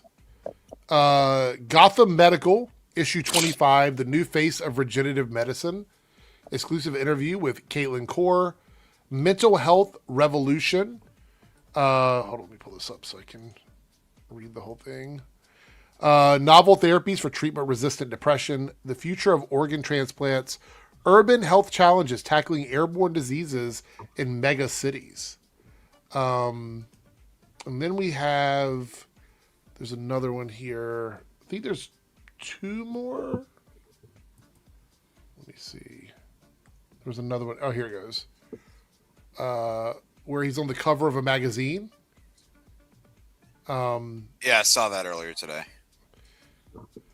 This is pretty cool marketing, to be honest. Yeah, I like and then we had this one here. It's giving Wonder Man. It's giving me Wonder Man vibes. It seems like they're kind of mixing the origins of Hagen and Carlo a little bit. Yes. Actor Matt Hagen brutally attacked, and it looks like the slash on the paper is supposed to look like a slash on his face because of the whole Clayface stuff. Look, I have been very lukewarm on this movie, not because I don't think it's going to be good. I actually think it's going to be very good. I think it's going to be a really good movie. I think it's going to make a lot of money because it's a very low budget film. And they can just market it as body horror. Like people who don't know who Clayface is are still going to be interested in body horror movies, and it'll. I wouldn't be surprised if they detach this from DC completely in the marketing. They probably will, if I'm being honest. I don't think we're going to see like a Batman reference. I don't think we're going to see anything. I think it's going to be marketed just like any other scary body horror movie that we've had. Jake won't like this, but I think it's going to be very Joker coded, where like you can watch Joker. Like if you don't like, if you take out a couple references in Joker, it's not a DC movie. It's like it's a killer clown movie, which I think is kind of a strength at times. Like if you like that movie or not, I think it did so well because of that. And like I think they get rid of the Waynes, remove the whole Bruce Wayne thing, they move to like a generic city that's not Gotham and call Arthur the Clown or something, then it's a completely different movie. I think this is going to be the most successful DCU project up until this point. In money wise, because it has such a low budget and it's coming out at Halloween. Mm-hmm. I like Superman obviously made a lot of money, but it had a big budget to make back up. Clayface is not going to have that problem. Clayface isn't going to have this massive budget they have to climb up the hill for, I feel like. Sure. I'm just excited that we're getting some diversity in tone in the DCU. You know, I think that's what a lot of people have been asking for. And we're diversity in director taste. Yeah. So we got Supergirl coming around the corner. We have Lanterns and Clayface. All three of these projects look very different. You know, obviously Supergirl, people keep saying it looks like a gun movie. That's fine, whatever. It's just, yeah. Why? Because there's a pop song in the trailer and it takes place in space and it has an animal in it? Yeah. Get out of here with that. But also Lanterns looks very sort of Yellowstone coded. Yeah. And then this movie is obviously going to be body horror, but it all exists in the same world, which is, I think that's kind of interesting. That's been DC for decades. That's their strength. Yeah. That was my favorite thing about that like original announcement that Gunn did, where it was like, okay, you have the classic superhero in Superman, and you have like the sci-fi epic in Supergirl, and you have the comedy in Booster Gold, and you have the horror movie in Swamp Thing. Would those movies ever come out? Probably not. But I liked his stance on like individual director storytelling. And I do think that in the long run will put them at least in a different conversation than Marvel. And I think how this movie came about is what really impressed me. This was not on the roster. James Gunn had no intention of making this movie. Someone came to him and was like, I really want to tell this story. He gave him the script. And he's like, yeah, this looks great. Do it. Just start making it. And that never would have happened at Marvel. Like that's not how their machine works. There goes through so much planning and, you know, years and years of storytelling. You can't just pitch a movie and have it be made. So I'm curious to see how, you know, what the vibe of this ultimately becomes. I do like the marketing so far, though. I like this marketing. Great start. Really good. Yeah. And Darren will appreciate this, but it kind of makes me think of like what you got in some of those Arrowverse shows back in the day. How like they were all part of the same world, but tonally, while they were all connected, they were all tonally quite different from each other. You know, like you had Arrow that was more, you know, dark and serious. Flash, for the most part, was more, you know, lighthearted and colorful. Supergirl was too, but in its own way that made it different from Flash. Whereas Legends was kind of a mix of everything. When goofy, a little too goofy at times, maybe, but they all had very distinct natures. And then you throw Black Lightning into that too, very distinct type of tone and storytelling. Same thing whether you like these shows or not. Same sort of thing when you got to Batwoman. But yeah, like each thing felt different. That's true. Lone Wolf for the $2 super chat says, DM 2 things on Twitter you found interesting. Okay, we'll talk about them now because the only thing we have left really is Daredevil. And I will. So here's the deal. We're 2 out of 5 super chats of any tier in the Reloaded channel. 3 more of any level will get us to the goal. And we can do that during the Daredevil chat or before. It's up to you guys if you want to do that.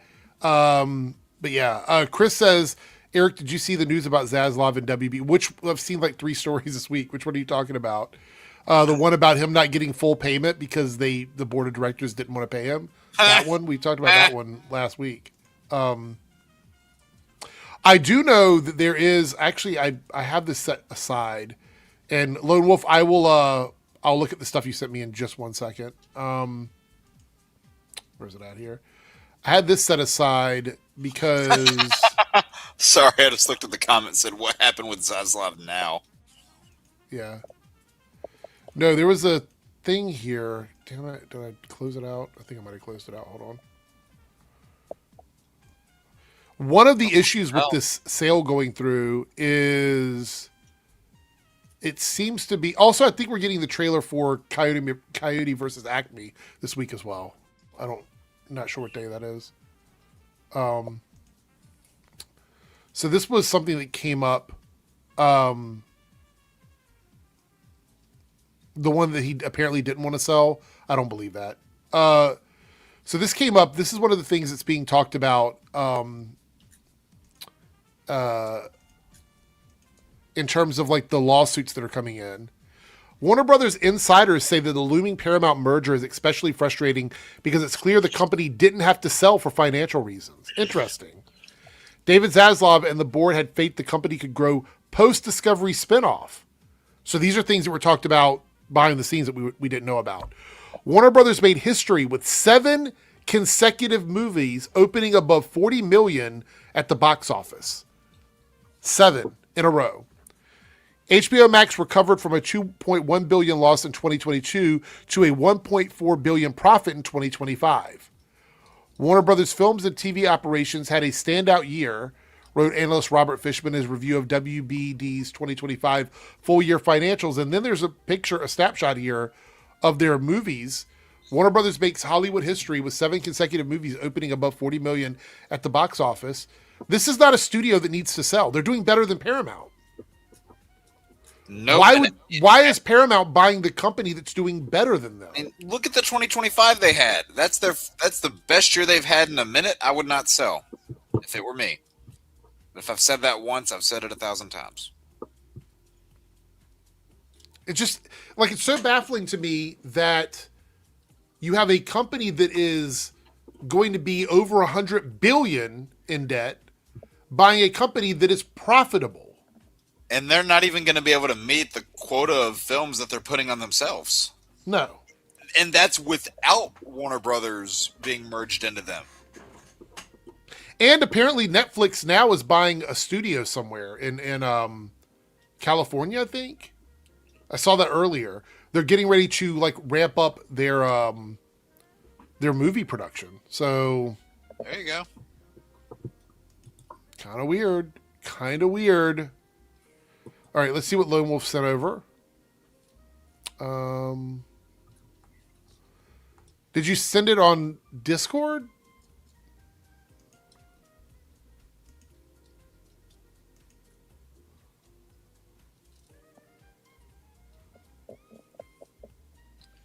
Oh, there's a teaser for Coyote versus Act. Yep. Okay, I didn't know that. Lone Wolf, where did you send it? You said you sent it on Twitter, but Aaron, what are you chuckling about? Just I'm trying to find the stuff. Oh. Oh, you sent it in Twitter DMs. Okay. Entertain you. Got it.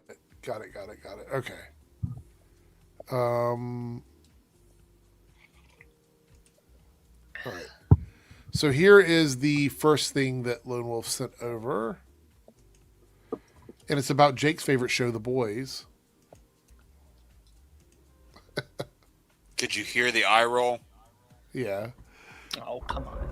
Eric Kripke on whether The Boys ending will satisfy fans after divisive finales like Game of Thrones. I approached it with absolute terror. I was not confident because people do weird thing where they have retroactively judged a show based on the finale. That's true. Yeah. Game of Thrones is technically, true.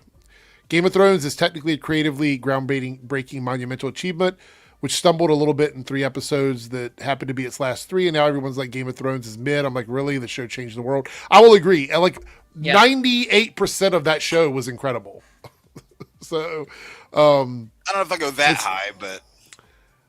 Well, when he says change the world, Game of Thrones changed the way TV's made. Right. No, it did. I'm just saying, yeah. I wouldn't agree with the notion that 98% of it was incredible. Fair. People just say, "Oh, it fell down in the last season." I'm personally not a fan of the last 3 seasons. But so I'm terrified. Yeah, I'm terrified in that response, and I think it ended up being helpful because I was so careful going through everything. I think we pulled off, but who the hell knows? My butt is clenched waiting to see how people react. I think, look, I'm going to be very honest, and this is me predicting. I'm using my mental powers of precognition. A bunch of people are not going to like the ending. They never do. They never do. I just think that's the reality of it, is we're going to have a bunch of people that complain about the ending of the series. Yep. Does that surprise anybody? It doesn't surprise me. Nope. I can count on one hand how many finales I think are great. Like Yeah. finales is the hardest thing about making a TV show is wrapping it up. It is hard. It is really hard, especially the longer a show goes. Yeah. It's tough. And I think it's interesting. They opened, I guess, like slight spoilers for episode 1 of the season, but like they make a joke about it. Like they make a joke about like how ending a show is hard to do, and like they compare it to Lost, which I think is a high bar because I think they're one of the few endings I really like. Hot take, I know. But so it's like I'm interesting because if it's bad, that's a weird line to put in there because like they're kind of making fun of themselves a little bit in an interesting way. So I hope they can wrap it up. They also have the struggle of not fully wrapping everything up because they have like 3 spin-offs on the way. So so like you need to wrap up the show while also not completely closing the door on everything else. We also had this here. A Japanese man has been given a suspended prison sentence for running a spoiler site that included Godzilla -1. Court ruled his detailed plot summaries violated copyright law. His website published near complete descriptions of the films and series, including transcribed dialogue. The site generated over $239,000 in ad revenue. Yikes. I wonder, is copyright different, I guess, in Japan than it is here in terms of like what you could do? Because here we get spoiled stuff every day and nobody goes to jail for it. I'm assuming the laws are different. You know what I mean? Like, he didn't release the movie or clips. He just talked about things from the movie. I mean, R.I.P. Canada Graphs. He would be... he'd be doing, like, life in prison for all of his photos. Yeah. So. And wait. Why am I getting 5 extra years added to this sentence? They said, well, you took a picture of this one actor and then he had to lie and say he went to a birthday party. Wow, there's little tidbits of news everywhere today. I didn't even see this story. Let's talk about this one too. Yeah, I thought that one was interesting. Yeah. Or not interesting. A crew member but... for... Yeah. Yeah. A crew member for How to Train Your Dragon 2 has suffered severe injuries following an accident during production. Special effects technician severed multiple fingers on one hand during an incident involving a saw in a workshop. Don't put your hand in a dragon's mouth. What? Sorry. What? That sounds like a lawsuit to me. Yeah, Right? I mean, Yeah. this Sounds is like a lawsuit. bad. All right. Sorry, I don't mean to laugh. Obviously, this situation is not funny. No, it's That's just a kinda horrible, horrible crazy. thing. Yeah. All right, we're gonna do the trailer now for the teaser trailer for the trailer of Quite a bit of footage in Hack here, Beaver's though, Guide which to- is why I shared it. There's, yeah. Okay. I'm excited for this, and I do believe that they're working to amp up the promotion for this. I think I read that they're getting ready to go into like a huge promotional cycle. So here we go.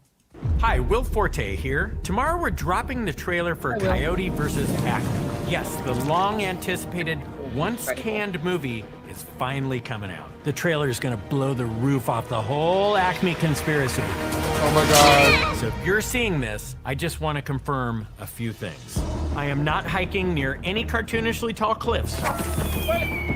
If a piano is being moved into a tall building, I am on the other side of the street. And I have never bought, nor will I ever experiment with TNT. If I am flattened, exploded, launched, dropped, or otherwise removed from existence, that would be extremely suspicious.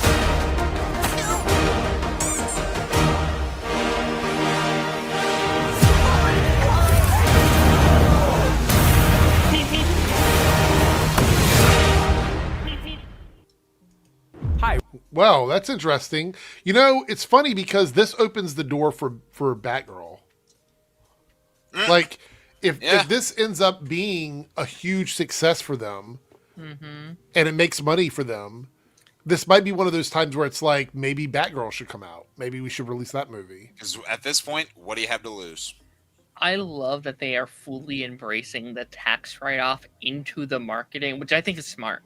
I think it's really smart. I think I think it's smart to be like, you fought for this, we fought for this. Come watch the movie that Warner Brothers didn't want you to see, the movie Yeah. they didn't care about. Like, we saved this, now you have to come support it.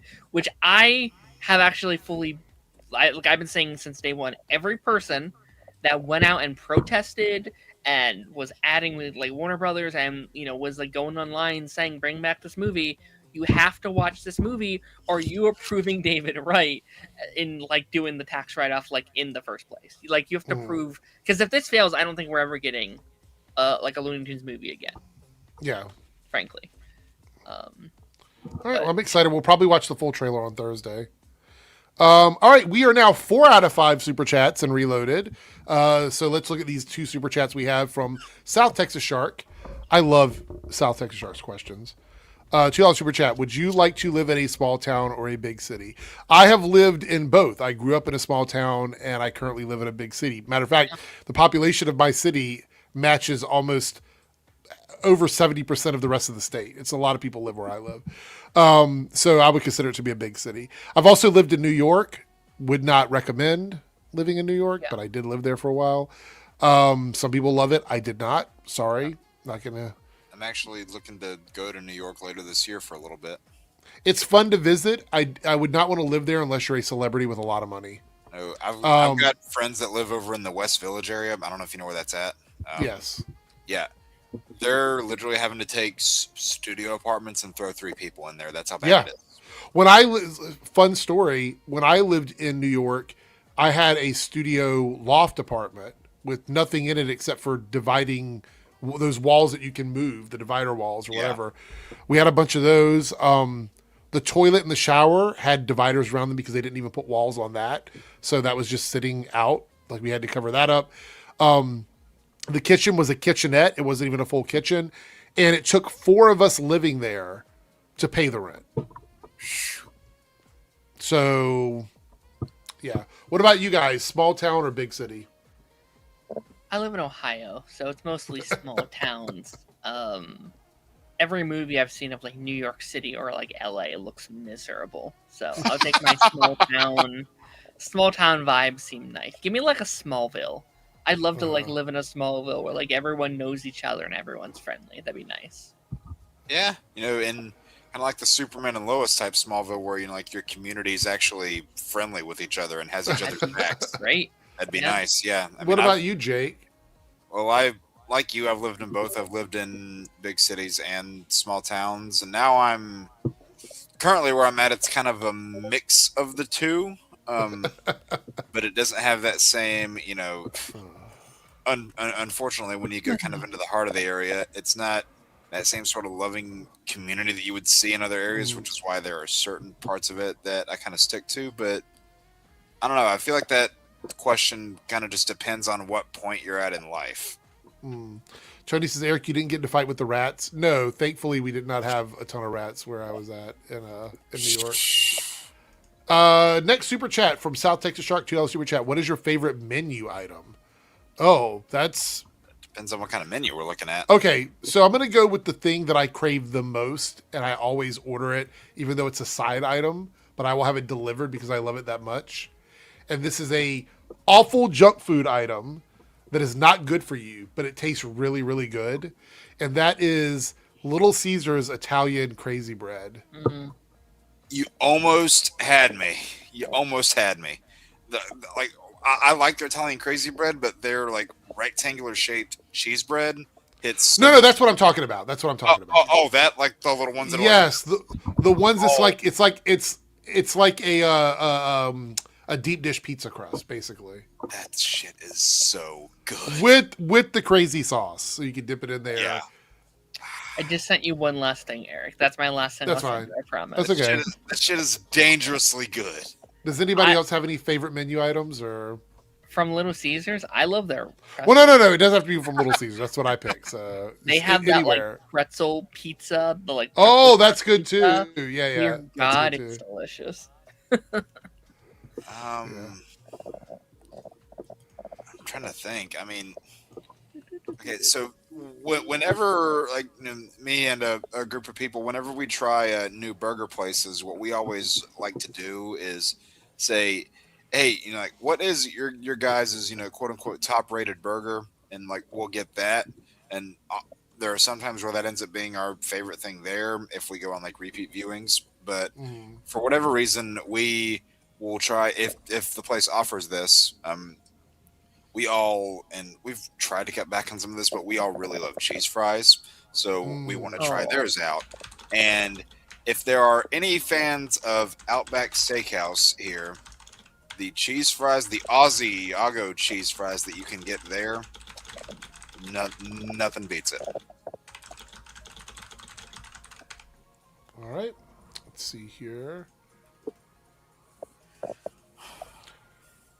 All right, so we're going to take a look. Darren sent over a video. Will it get you copyrighted? I think it's just it's like a person's video, like somebody's handheld video. Let's check this out. I promise you 1,000% that he'll be fighting an alien in the future. Allora diciamo, la domanda era se Tom Holland in futuro combatterà contro Venom o contro qualche alieno. He'll be fighting an alien in the future. So Spider-Man? I assume. Is that who he's talking about? I think so. It says Spider-Man fighting Venom confirmed. I didn't know. It doesn't really. Let me listen to that again. Hold on. I promise you 1,000% that he'll be fighting an alien in the future. Allora diciamo. Oh, he's probably because they were talking about Brand New Day, most likely. Yeah. What did I So that's say? why that came up. What did I say was going to happen to Matt Gargan eventually? I mean, technically, both of Spider-Man and Hulk have fought aliens before. I'm saying, That's true. what did I say was eventually going to happen to Matt Gargan with what got left behind at the end of No Way Home? Venom. Yep. All right. That's pretty cool. All right, so we are 4 out of 5 super chats. One more, and I will end the poll, and we'll see what you guys decided on. Because we are like seconds away from discussing Daredevil Born Again briefly. Not discussing film. Not discussing fish, but Daredevil Born Again.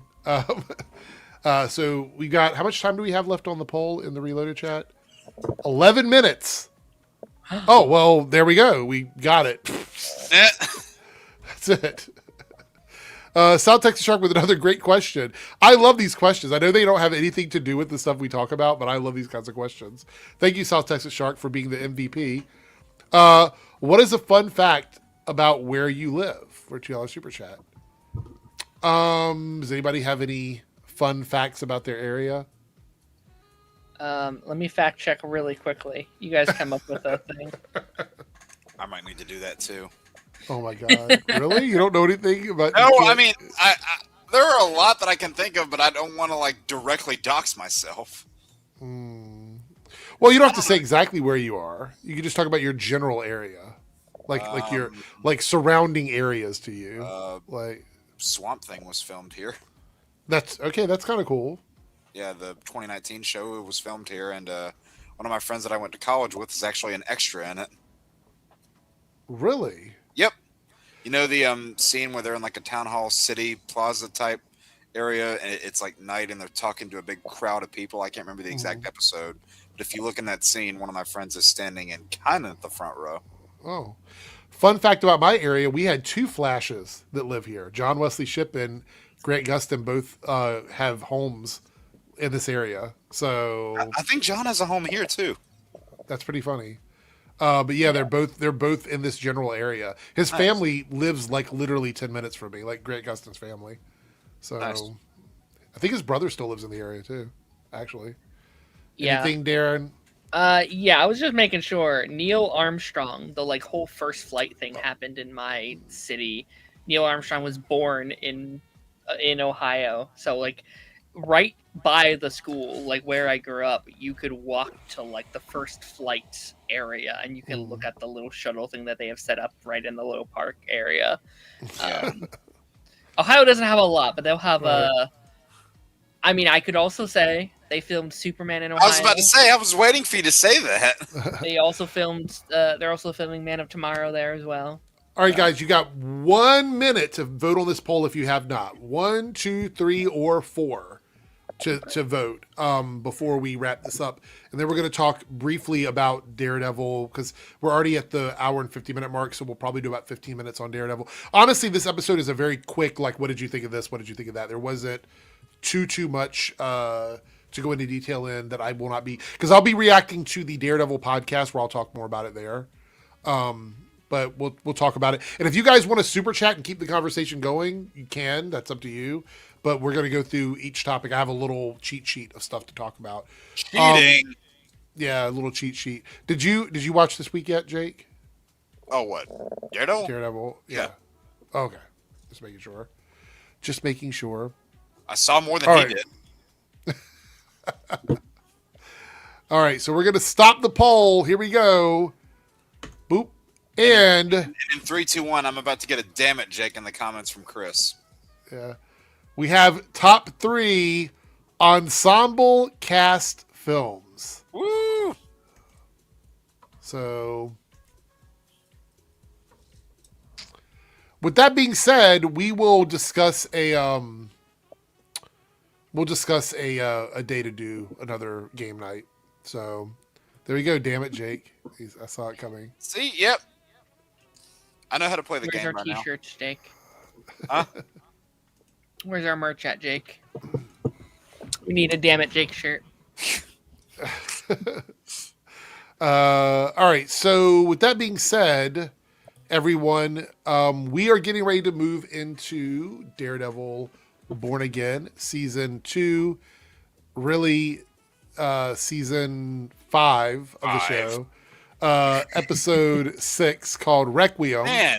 Man, Go ahead. it took 10 years to get 5 seasons. What other show has done that? I can't really think. So if you haven't seen the episode, it is your time to head out. See you later, Reed. Have a good night. Because I have some stuff I want to talk about. Let me go ahead and get my little list ready. All right. This is out of order. I just wrote stuff down that I wanted to discuss here. Jessica motherfucking Jones is in the episode. And we get our first look at her daughter. Yep. Even though Danielle. Who we Yep. know eventually becomes a certain shielded character in the comic books in the future. And we, like, I was so happy when we got to the scene at the house and she was, like, beating up all the agents outside. And then when Danielle's holding the grenade, and I'm like, what the fuck is going on here? I was like, But I remembered also she has powers. So I'm like, she would probably be okay, but it would not be. does she good for already that have guy. powers? Do we know that yet? I don't know. But we do know that after Jessica gave birth to her, her powers are kind of iffy now. They kind of they blip out every now and again. But it was good to see her like go all in. Like in the fight scene that she had with Daredevil and going after the warehouse and getting back at the agents. And she also teased that some people did take the paycheck to work for Mr. Charles. Any Mr. thoughts Luke? on that? My first thought was Luke. The like way she said it, like it Heroes felt like, for hire? it made me Heroes feel for like hire?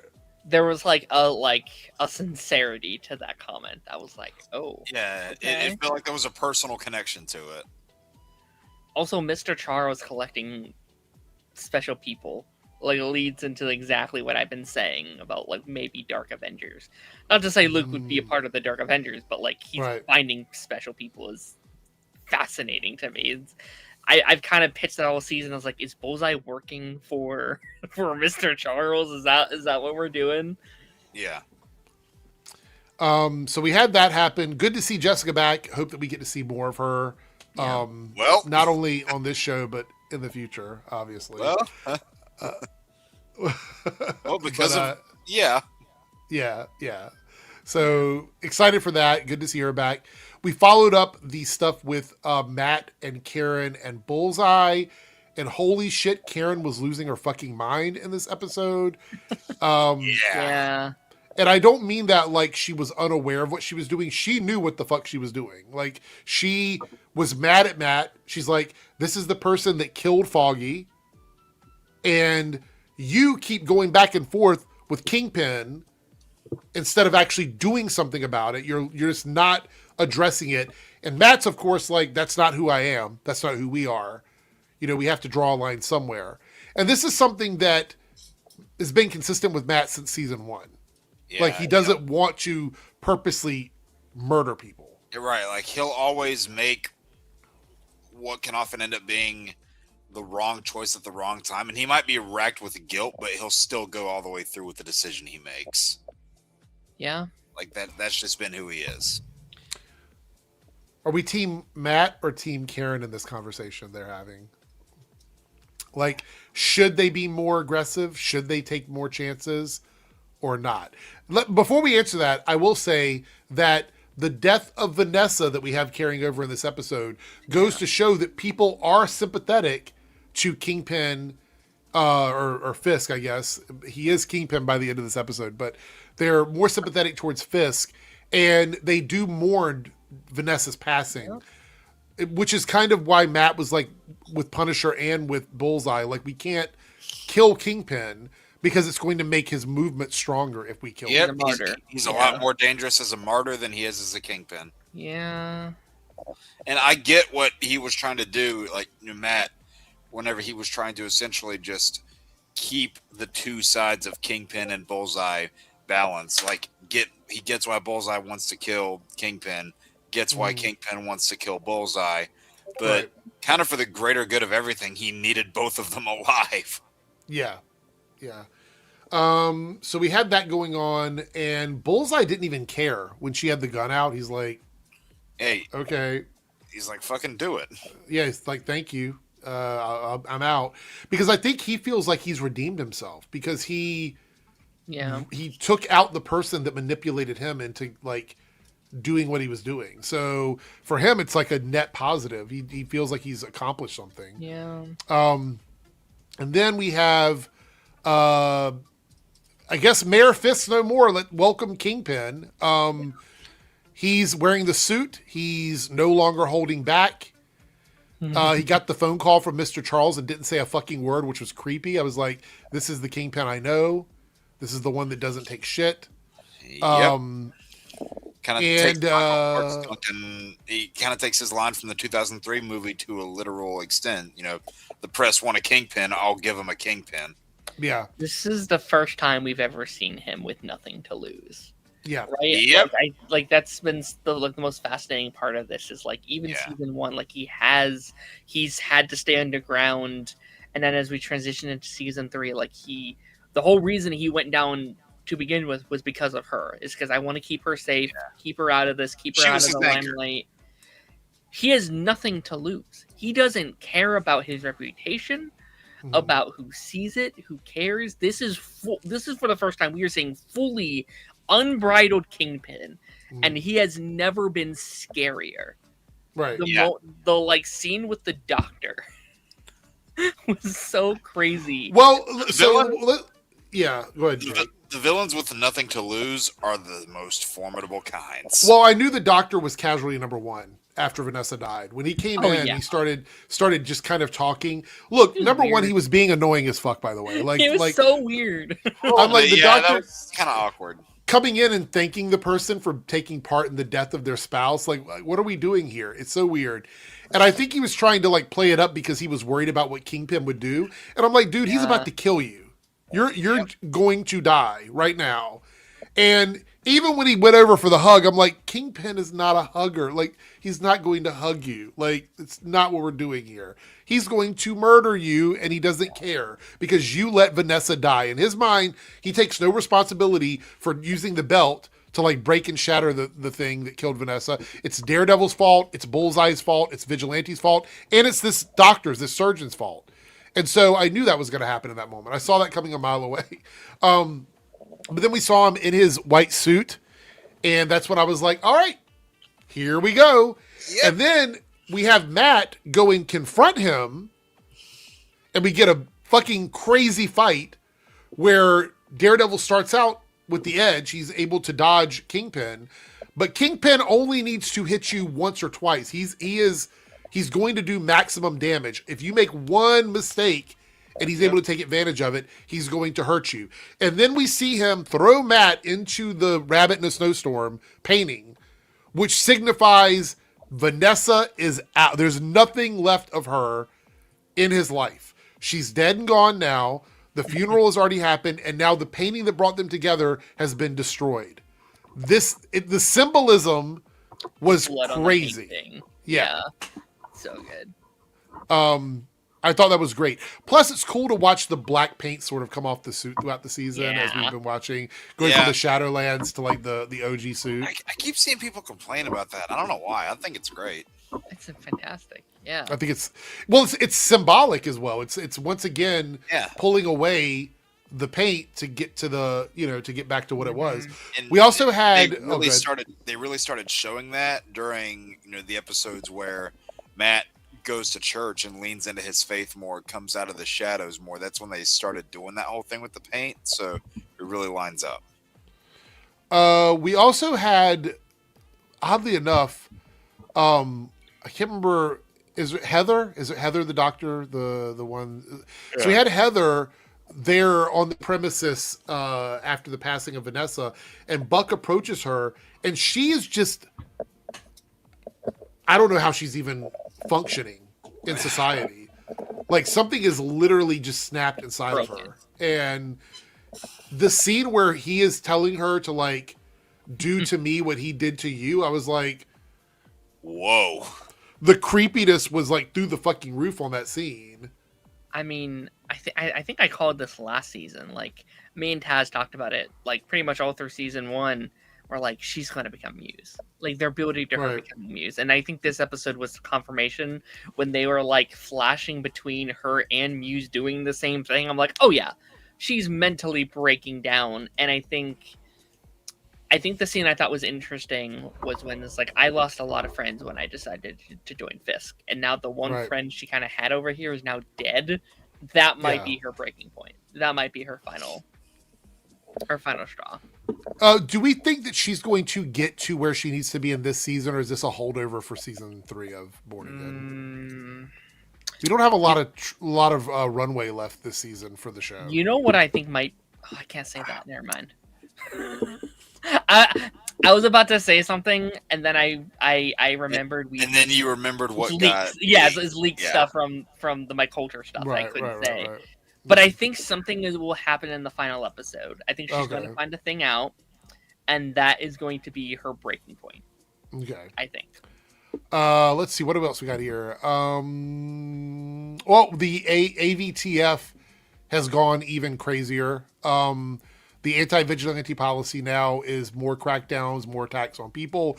We see a big demonstration outside of the mayor's residence, and they're all wearing Daredevil masks.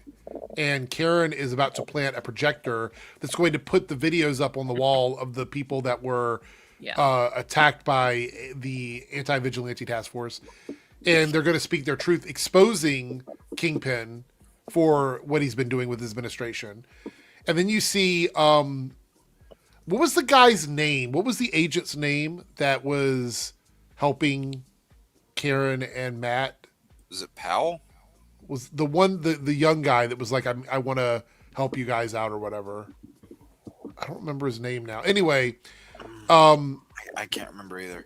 The commander of the anti-vigilante task force just shoots him in the head. Yep. Yeah, he's like, yeah, we know it's you, and then he shoots him. Yeah, Powell is the commander. Dalton said it. Sanders. Yeah. He shoots him in the head, and I'm like, oh shit, like just straight up. I was like, and then he's like, go live ammo on like just citizens of New York who are protesting. I'm like, holy like shit. That whole thing, right? Where it's like, make it look like they did it, so you have the permission to attack the citizens. Right. The protesters. It's like, And the big, like the cliffhanger of the episode, we're going to talk about a couple more things, but the cliffhanger of the episode is that Karen, who is assisting, I can't remember her name. What's the lady's name? The mother or the aunt? The one that was on the ground. I can't remember her name now. Anyway, she's assisting her. She fell down. She's bleeding from the back of her head. And Powell finds Karen, and that's the cliffhanger for the episode. So this is not good. It's not good at all. So that's an issue. The other thing I had in my notes over here was the stuff with Daniel, BB, and Buck, which is Buck is on to BB. He knows that it's her, or at least he has a really high suspicion that it's her. And so he tells Daniel on his birthday, surprisingly, which is the day of the funeral, and tells Daniel to give her bait so you can find out if it's her or not, essentially. And Daniel has to come up with something to tell her. And so he tells her that Fisk is not running for re-election, which is not really what he heard. It's just something that he's telling her to see if she's going to leak it out. Just kind of something he pulled in a desperate moment. Yeah. Yeah. And then he does actually confront her at his house, where he finds out that she is transmitting information, and tells her that I can't save you from Buck. I can't save you. That's it. Like, end of the line. Which means that he does want to help her, but there's nothing he can do, essentially, is what he's I do wonder if it's going to be him. I do wonder if there's going to be a scenario where Buck or Daniel has to choose between betraying Fisk or BB. You know what I mean? Yeah. Like, does he have to make the ultimate move and kill BB? Would be dark as hell. I will say BB is being very reckless with the way she's doing things. She is. She's I agree. Like in those scenes where she's trying to get stuff out, I'm like, I get that it's urgent, but you're literally the only person he told, and you're in his house. Like, come on, you got to be better at this. Like, you're an investigative reporter. That was one of the worst. Like, I don't even know how to explain it. Like, as I was watching it, we were sitting here, and I'm like, what is she doing? Yeah. She can't be this naive and ignorant, you know. There are a number of times throughout the season that like both BB and Daniel would do something. And I'm like, are we serious, guys? Like those characters are getting on my nerves. But overall, but last thing, we find out the governor and Mr. Charles know each other. And so she's going to pull her support from Kingpin because Mr. Charles is mad that Kingpin took the stuff from the Northern Star.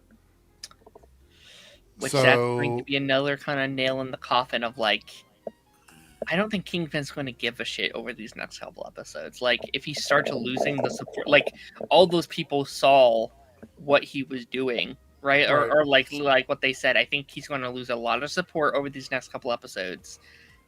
And I think he's just going to be like, well, I don't have to hide who I am anymore. I don't have to hide the Kingpin anymore. They've seen... The governor pulled support. Vanessa's gone. It's full-fledged. I'm not working with Mr. Charles anymore. Like, it's yeah. And I love that we still have 2 episodes left. Yeah. Right? I love, like, this is the part of the season that I typically be like, I don't know if they have enough time to wrap this up and blah, blah, blah. And this season, I'm like, they have so much time. They have 2 hours left of content. That's incredible. I'm so happy. And I don't think we had a quote-unquote bottle or filler episode this season at all. Everything was important to the storyline. And look, I like filler episodes sometimes. I think they're fine.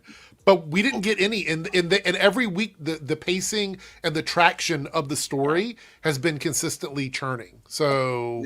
Well, even episodes in season 1 that people claimed were filler episodes, at least to me, they didn't feel like filler episodes. Yeah. But look, sometimes fillers, if we're doing 23 episodes a season, obviously you're going to have a bunch of filler episodes in there somewhere. Sure. But when you only have like 8 or 10 episodes a season, I don't want you to waste it on filler. Like I want you to make sure everything you're doing matters, you know? Yeah. That's why for like seasons of comic book television like this, I would generally try to say that, like a minimum of 8, a max of maybe like 13. Because for those many Disney Plus series that were only 6 episodes, I honestly think 6 it was too much and not enough at the same time. Because some of those stories would have worked better if they had been retooled to work as film, and then you just got some of the fat in there trimmed off. But a big problem that a lot of them faced is that they dragged out their storylines through it and then tried to, just what's the word I'm looking for? Hobble it all together by the end, and you could really tell that. Yeah, go ahead, Darren. I've been rewatching Luke Cage season 2 this week and trying to get caught up with some of those later Marvel like Netflix shows, and I was thinking. Oh, you said okay. Sorry, you said Luke Cage. I thought you said Loki. No, Luke Cage, and I was thinking like they could have honestly Loki swapped. I thought some of those like Disney Plus shows honestly could have benefited from a 13 episode season. Well, some of those Netflix shows honestly could have benefited from a 6 to 8 episode season. Like, yeah. I don't know. It's interesting. Well, like you could have ended Luke Cage season 1 before that dumb shit with Cottonmouth happened. Oh my god. Yeah, that would have been a great 8 episode arc. Yeah. Anyway, so what would you guys, if you're gonna rank, you can 5 out of 5 stars, out of 10 stars.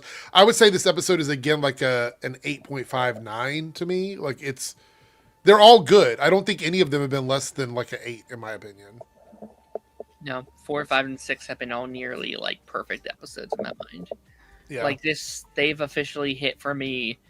Maybe not like the tippy top of the peaks of Daredevil, but it's right up there for me in terms of that original show. Like this, if season 1 would have been this consistent throughout the whole season, coming into this, I feel like we would be looking at a almost direct translation of Netflix into Disney Plus in terms of quality.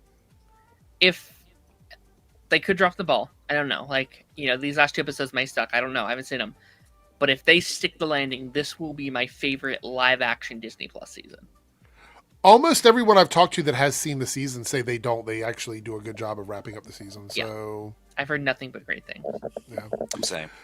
All right. With that being said, we're going to pull down the banner for Daredevil Born Again spoilers. And this is where we are going to wrap up the stream. I want to thank everybody in the chat for being here. Everybody that super chatted on both the Debunks and the Reloaded channel. Thank you guys so much. I do appreciate it. And thank you for participating in our poll for the evening. With that being said, I will be live tomorrow with my solo Copecast in the afternoon. So look for me over on my Debunks channel. If you guys want to join me, I'll be reacting to a couple videos over there. But that's enough about me. Let's go clockwise and see what these guys have going on. So Darren, what's up with you? You can find me, Darren Sanctuary. Got a pipeline coming out, what's today, Wednesday? No, today's Tuesday. Thursday, I got an episode with Lance. If you're a fan of The Pit, we talked about The Pit season 2. What? An episode with Lance? Oh my god. Okay. Yeah, go check that out. And after the credits on Monday, we stream every Monday. We're talking Daredevil, Darth Maul, Invincible, The Boys, all those shows. So. By the way, Maul, 2 thumbs up too. I'm really enjoying that as well. So, yeah. What about you, Jake? What do you got going on this week? So as for this week, again, going to a little bit of a weird spot with some life changes that I'm getting through, but doing my best to work through kind of a checklist of videos to kind of clear my summer for Lego Batman Legacy of the Dark Knight. 2 retro reviews, like I said, a number of Batman and Spider-Man related videos, and I heard you guys talking about like scripts and stuff before you guys came in. Some of these videos do have scripts in them, but they're ones that I write with a narrative read-along style, so the scripts make sense. You'll understand what that means when those come out. And it's essentially just like a big list of stuff I'm working my way through. So I will try to get as much out as I can in this week. Okay. All right. With that being said, we are out of here. Thank you guys so much for joining us for another Nerdcast. We'll be back on Thursday. If you want to catch me tomorrow, again, the Copecast will be mid-afternoon tomorrow. And that's it. Take care. We'll see everyone later. Bye. Hey there. If you're seeing this, that means we have reached the end of the stream. Thanks so much for your continued support with comments, likes, subscriptions, super stickers, and super chats. I just want to give a special shout out to all of the channel members who have contributed to the success of this channel with paid tiers. On the screen, you will see your name displayed as a signal of appreciation from myself and the channel. If you would like to see your name on this list, consider selecting a tier with the join or plus button depending on your platform. Thanks again, everyone. Let's hang out soon in the next stream, and I'll see you then.